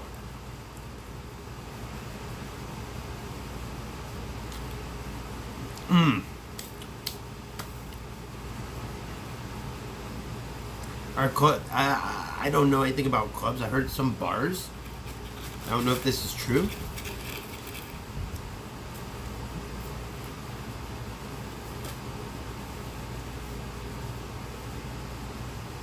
No.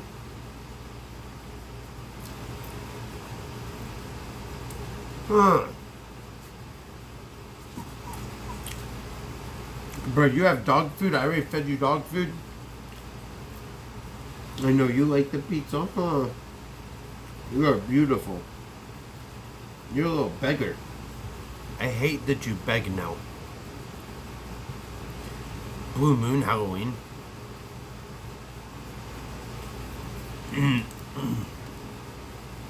Oh, you missed the debate. We were watching the debate.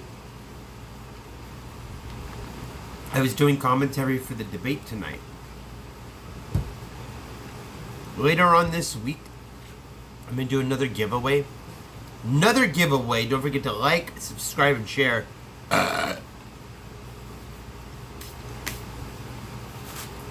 You don't know when I'm gonna just show a card on screen?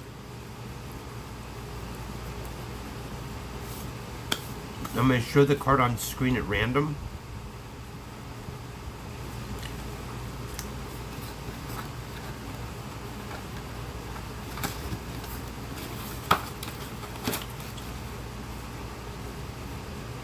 I should start doing just $100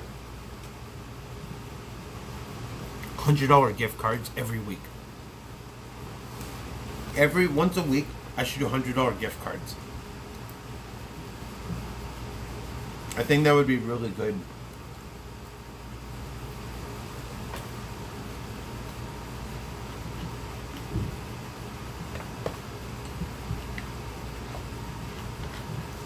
My Discord link is expired. Here, let me fix that for you. Trump was annoying.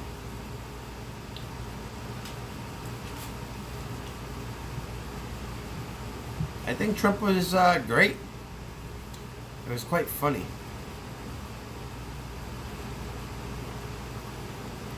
Okay, let me give you a new link.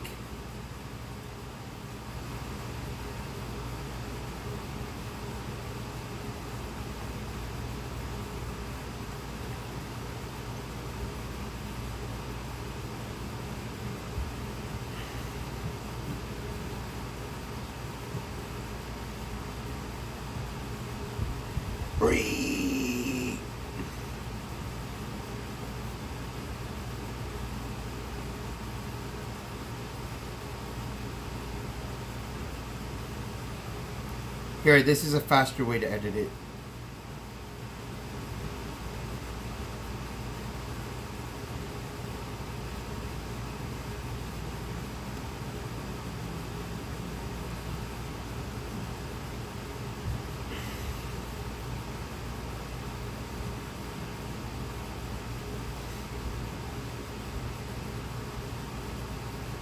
Let's see, live.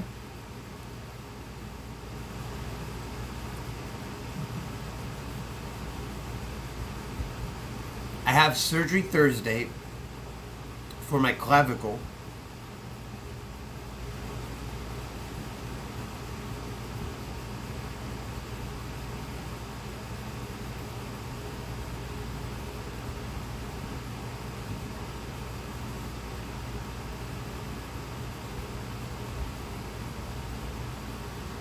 All right, ready? 3, 2, 1.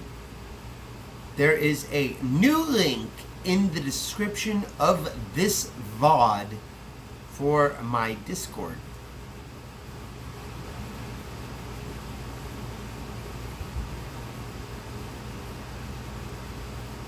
Nice! It should all work. No, I have surgery, Harry. I have surgery Thursday. Let's call Linda for an official checkup.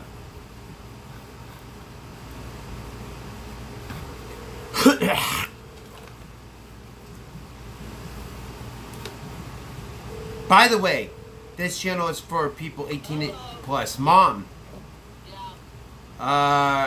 just to confirm,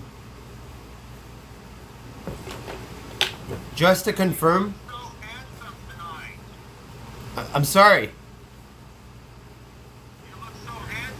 Oh, thank you. Thank you very much. Thank you. I know. When is my surgery? Because there's a lot of people that are asking because they want to send flowers, but I'm not telling them which hospital. But they'll find it anyway. They'll find it anyway, Mom.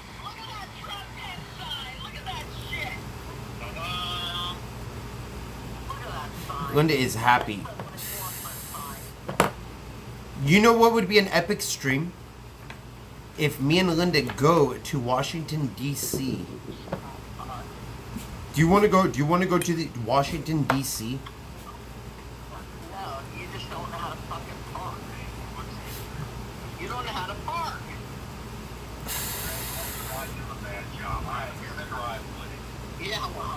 Oh yeah, we have bad news. Gucci's is very depressed. Bubba is not well. Bubba is Gucci's dog. Bubba is not well. I'm sad. Gucci's is very sad. Poor Jessica. I don't have my lights over there now. I don't care if I hit your truck. I don't care if I hit your truck. Yeah, whatever. Linda on the happy sauce. No, Linda did not drink today. I had a double, and that was it. I didn't have shit. I had goddamn Dr. Pepper. Yeah, that's what she had for dessert. What'd you have for dessert, Mom? Cheesecake was good. Thank you for driving us. You're welcome. Hi, Nelly.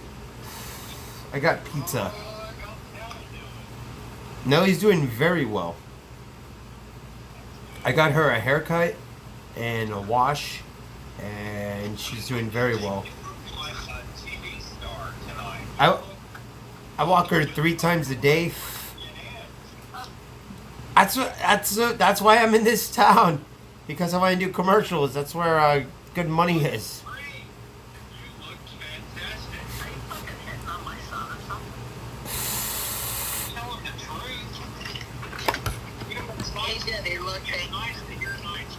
He looked very handsome. He did. Once he got off all that mess off of his face. Right. All that mess. All that. And do your hair decent. Look at what? I like the barber. The barber I went to. Where's No View? No View. How much was that barber? What? What hedge? Okay. Look. What?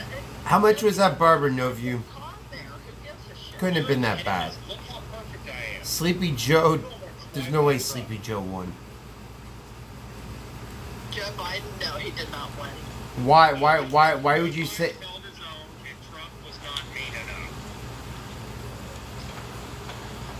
Did you hear? My name is Janet Brown. I'm Executive Director of the Commission on Presidential Debates, and I'd like to welcome you to the first presidential. There are a lot of people who have made extraordinary. Bro, I heard this shit in the background, bro. Thank you, bye. I heard this shit in the background, bro. Man, what the fuck? Just pulled up to the house. Now the dogs are gonna be going. All right, I'll talk to you later. Love you. Bye, Mom. Bye. That was Linda. Linda, everybody. The barber did a good job. The barber did a good job. I want to know what viewers thought. Nelly, come here. You're a good girl. Nelly, you did a good job at the debate. Nelly won the debate. Nelly. I know. Come here. Come here. Are you okay? Sit. Sit. Are you okay? You're so smart. Are you okay? Missy. Missy, I know. It's actually not that bad. It's not bad. Yeah. Let's see this one. This one's kind of cruddy. Oh, this one's fucking cruddy. Alright, let Dad see it. Dad has to do this now. Well...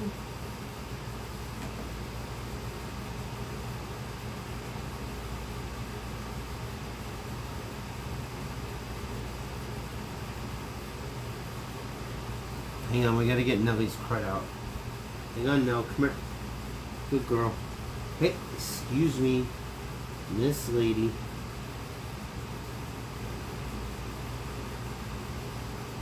Oh, poor baby.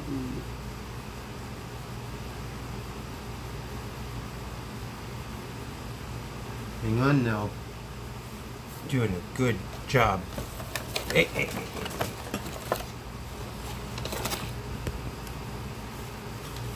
Let's see what this caller says. Caller. Justin, Yes. how you doing? What's going on, dude? How do you feel about the debate? idiots, man. Tell me, just talk about it. I want to know from the public, from my viewers, from. Justin, Yes. I'm a Trump supporter. Okay. Nice. Biden's probably going to die within 2 months if he gets elected. So, I mean, come on. I like the optimism. I like the optimism. Look, just I got a question. Okay? Yes. Who's this Roger Smith guy? He's a mod. What happened? What did he do to you? Listen, I've been watching you from the very beginning. I'm a huge supporter of you, okay? You're an awesome dude, alright? If you're gonna mod pieces of garbage like Roger Smith, what's up? Do you know what this guy does? Tell me. Do you know what this guy does? This guy... What does he do? What did he do to you? Where did he touch you? Where on the doll did he touch you? This guy trolls you all the time. You mod him. Like, I'm wondering, like, why do you mod people who are constant trolls on your channel? Who needs to go? It's a piece of garbage. You've got, like, Kentucky. Have you talked to Kentucky about this guy? He's a constant troll to you. Like, I'm wondering, like, do you do it on purpose, like, for trolls, just to, like, I mean... I want to know what you mean. Listen, I had Hodgkins when I was 17 years old. Okay. This guy is sitting here telling me I need to go and get chemo, big treatments, and all this other... He's a piece of shit. He's a piece of shit. He's saying fucked up things to you? Oh yeah, he says fucked up things to everybody, man. And like... I need to talk to my mods. You know, you can talk to Kentucky, you can talk to, you know, Thurston, or you know who I'm talking about, okay? The guy's a piece of shit. Why did people have me reinstate him? Huh? Why did people have me reinstate him?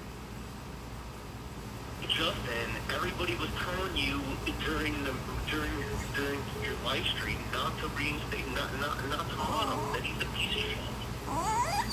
Nelly, I got you. I know it tickles. When you go to sleep, Justin, hear me out, okay? Yes. I'm a real dude. Hang on, I need to do Nelly's ears.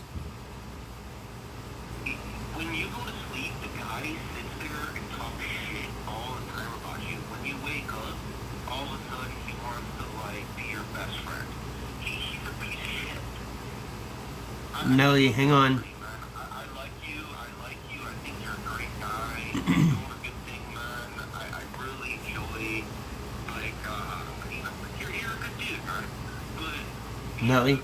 Wait. I'm like 18 years old, but if you support people like Roger, I don't know, man. I'm really wondering about it, man. Alright, I have to ask the mods. You don't need that guy in your life. He fucking trolls you all the time. Ask Kentucky about it, man. Ask Thurston about it, man. Every single time you're not around, dude, the guy's talking shit about you. Is this true? How many times have you reported him, dude? How many times has he reported you? And yet you add him as a mod? Wait, is this true? The guy... Huh? Well, I'm asking him. I'm asking Roger Smith. Roger Smith, is this true? He won't even, he's not, I'm trying to ask him if this is true. I don't know if we're on live here right now. I just called. Yeah, I'm live. Okay. Well, he knows it's true. If you got Kentucky, if you got Thurston, they know it's true. The dude was like, I couldn't wish any better than somebody like you got cancer. You joke on? Well, why did he say that? Huh? Why did he say that? Alright, Roger Smith, you are hereby banned. Alright, it's done. So, did you ban Roger? Yeah, he's gone. Wait, no, stop. Please, Are you gonna reinstate him? No, he's gone. He's gone, bud. If that's what you're saying that's going on, and other mods are claiming this, then I have no other choice but to do what's right. But if you ask Kentucky, you have to... No, he's actually banned, bro. Like, I actually just banned him. No. Dude, I love you to death, man. You're a great live streamer. I watch you all the time, dude. No. I'm not like some creep off the street and whatnot. I mean, I have a life, but that dude Roger is a piece of shit. All right, fuck him. Let's move on and let's do better shit. I hope you don't remod him again, dude, because you've already banned him once before. And the things he says, he just doesn't, he's not encouraging. Look, I took what you're saying into perspective, Mr. Cheese. Mr. Cheese, I see what you're saying. I see what everybody's saying. All right, come on. I'm in pain right now, so I'm trying to get stoned. I'm fucked up. No. You're trying to build your career. You're trying to do. No, I'm in pain right now. I have a broken bone. I'm hurting right now. Hey man, you need to. Hey, are you wearing your brace for that thing? You gotta wear it, dude. No, I'm going into surgery Thursday. Who gives a shit? Yeah, because the brace will help you, and it immobilizes your pain, dude. You gotta wear that thing. I don't know where it is. I lost it. I fucking lost it. You lost it. I actually broke my collarbone too, and your clavicle, the collarbone. But yeah, it's painful, dude. I mean, if we're on live stream, dude, it is painful. It sucks, dude. People think I'm just getting high on pills. No, I mean, dude, it sucks. It's extremely painful, and it sucks. I don't like sitting here taking these pills. And it takes a long time to heal, man. It takes a long time to heal. So if you're getting surgery, man, it's probably better for you because it could take like months to heal. It sucks. But you're not wearing your brace, dude. You gotta find your brace. You gotta wear it, dude. Well, I'm gonna get a new one from the hospital. You know, because I'm gonna stream. I'll stream some after surgery. I'll stream some. Well, I think they're probably gonna do something for you after your surgery, but I mean. I'm staying the night. I'm staying the night in the hospital. Alright. You're a good dude, man. You're a good dude. I know. I'm gonna let you continue your stream. Yeah, Tracy's gonna be there for me. It'll be fine. Oh, Tracy's coming in now? Tracy, I got Tracy a train ticket. She'll be here Friday morning. That's probably when I'll be like awake and off the drugs. Because they're gonna have me on drugs for a while. I'm gonna be by myself, which is gonna kind of suck. I wish she could come sooner, but I mean, she has other obligations. Yeah, I understand. Well, I hope you're doing well, and good luck with the surgery. And, but just keep a positive mind, man. That's all I'm just trying to say to you. You know, I mean, don't let that dude. He's negative for you, man. I just want to see you, succeed. I appreciate you, homie. Thank you very much. Thank you. But I'll touch base with you, man. My name is Tim. You'll see me in chat, so. All right. Yeah. I appreciate you, dude. You have a great evening. Take care, and have a good evening, and good luck with the surgery. Okay, bud? Thank you. Okay. That was a good caller. Very good caller. No, I'm not modding random people, bro. We gotta build this channel. You have to earn mod. Like I learned my lesson. Caller.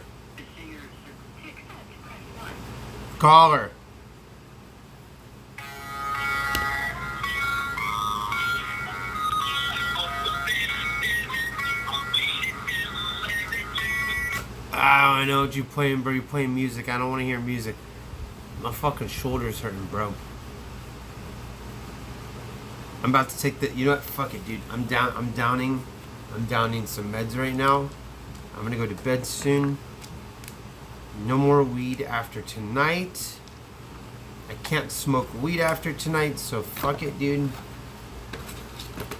What's that piece of pizza, bro?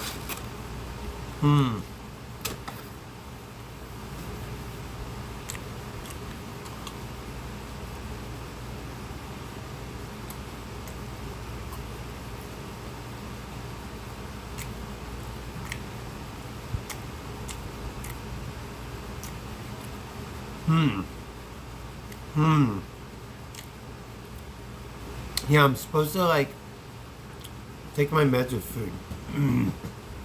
Hello? Hello? Press 1 to send a voicemail. Hello? Hello?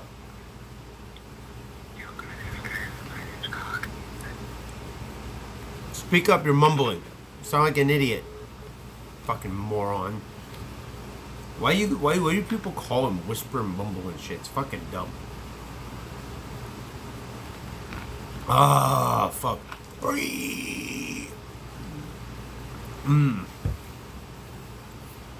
Dude, Roger is crazy. Mr. Caller.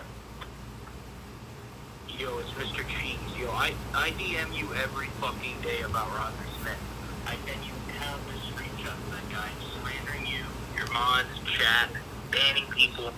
Every day, if you look at Discord, you will see countless screenshots of Roger I Smith. know. Okay, I was meaning to do something about it. I put it on the back burner because I'm a fucking idiot. I get it. I put it on the back burner. That's what I get for putting shit on the back burner. I'm a fucking moron, alright? I'm a fucking idiot. I put it on the back burner. Fuck that guy. He's gone. Thank you. Thank you. Good mods. I have good mods. I have great mods. My mods are great. I'm horrible, but my mods are great. I'm a fucking idiot. Huh.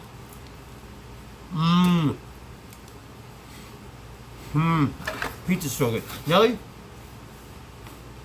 You're doing great now. Caller. Caller. Hey, Justin, this is Tim Jenkins over there at Paramount. Paramount? Yeah. Tim Jenkins. Go on. I'm a producer here at Paramount, and I wanted to talk to you. We've been noticing your streams and noticing your things you've been doing in the community of live streaming. And we've been noticing that you actually do resemble Jim Carrey pretty well. We wanted to talk to you about possibly getting you in.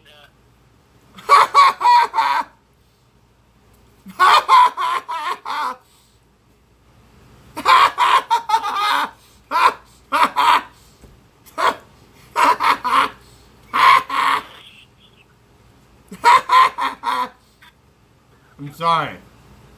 Well, Justin, calm down because I gotta tell you. We want you to be in the new Jim Carrey movie where.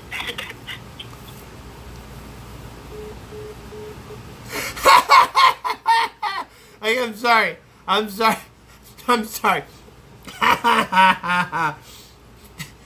Those fuckers ain't calling me. None of them motherfuckers calling me, bro. I'm lucky if Miramax calls me. Holy shit.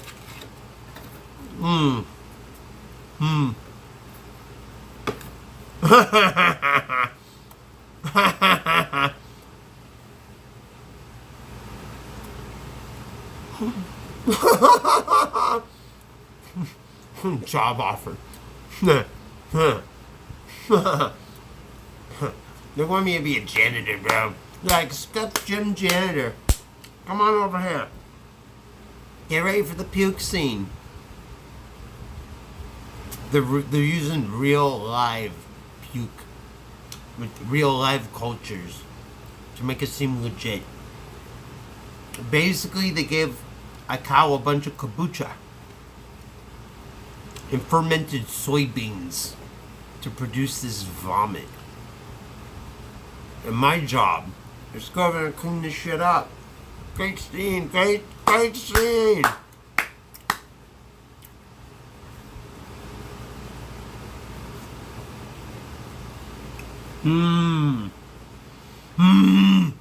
Bro, imagine Nelly in a movie. Nelly in a movie. Nelly would look amazing on film. I picture it now.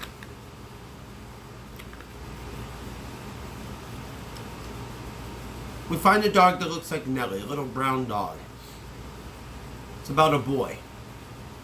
He gets a pet dog.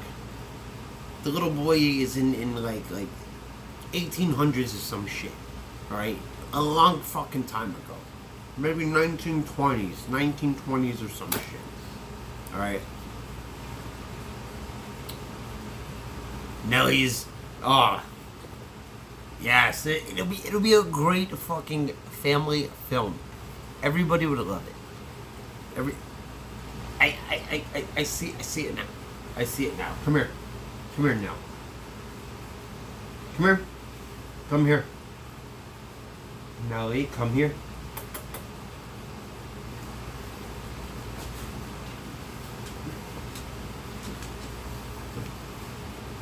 Hi, Nell. Everybody wants to say hi now. Ooh, scratch your belly. Let's start scratching your belly. Now he's sitting like a lady. Now put your legs like this, like a lady. She won't do it. It's fine. Can you sit like that, like a lady?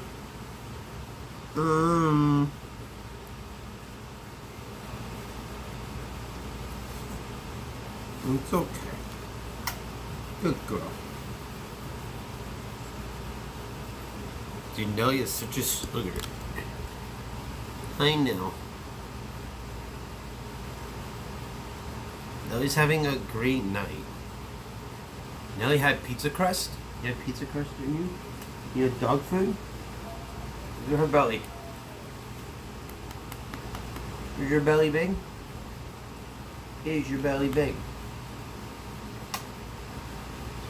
Woo woo woo!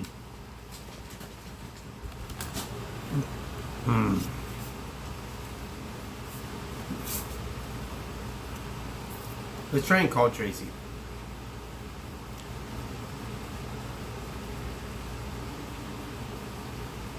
Let's see if she answers. I don't think she'll answer, dude.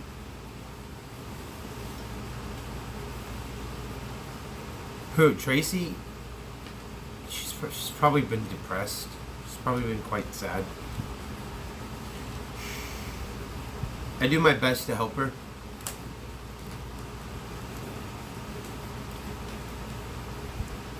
Nelly actually likes the harness for comfort.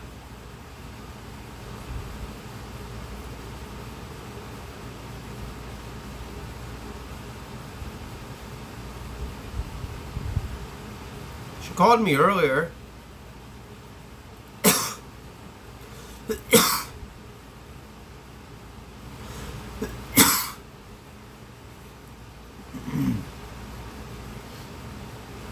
Hi.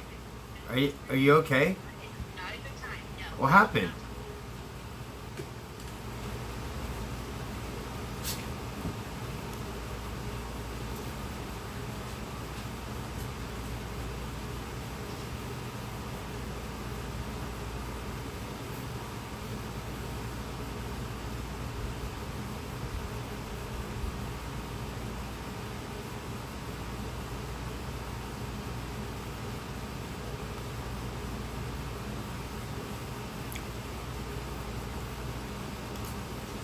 Nelly.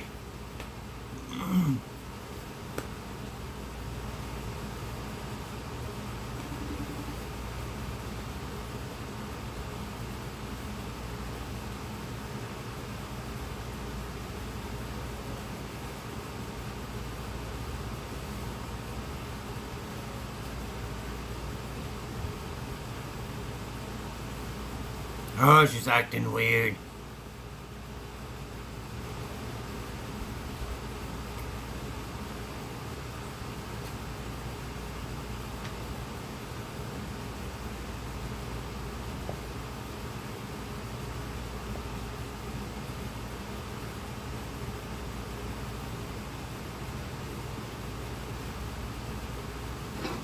Nelly? Hold on, I want to make sure she's okay. She's always being fucking weird when something's going wrong. It's so creepy.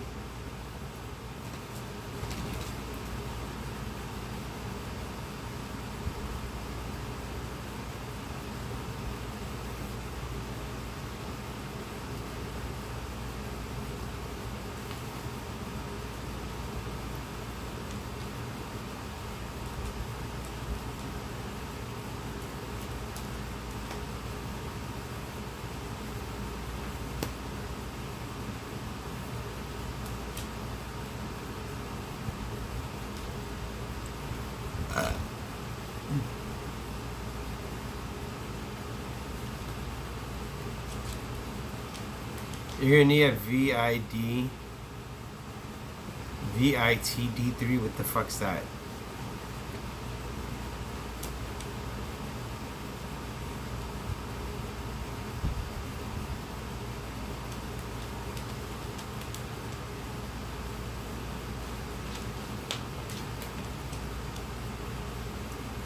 Nelly, what are you doing? Nelly! Yeah! What is that? What are you doing? Did I get stung by something? Feels like I got stung by something. Vitamin D3.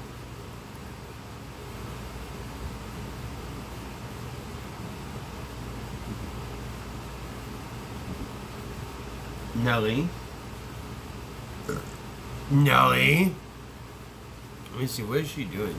Nelly, what are you doing? Nelly! What are you doing?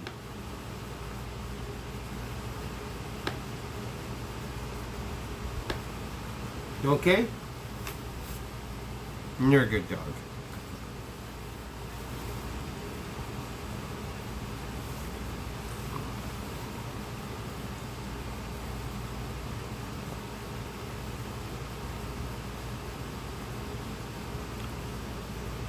Alright, bro, I'm gonna go to sleep because I gotta wake up in the morning. I gotta wake up early.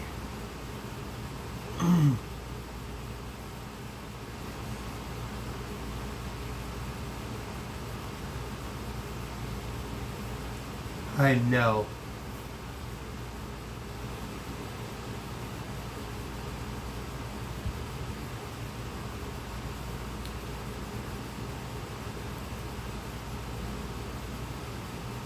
I know, clavicle. My clavicle! No, bro, I'm tired. My medicine's gonna make me pass out. I'm literally gonna fucking pass out.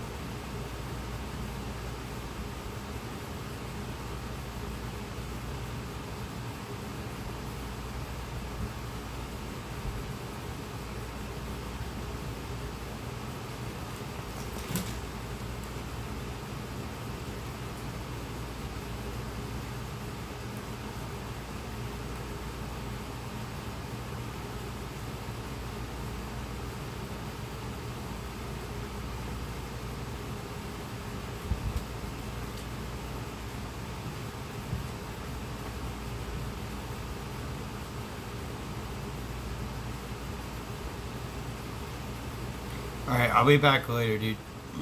I love you guys.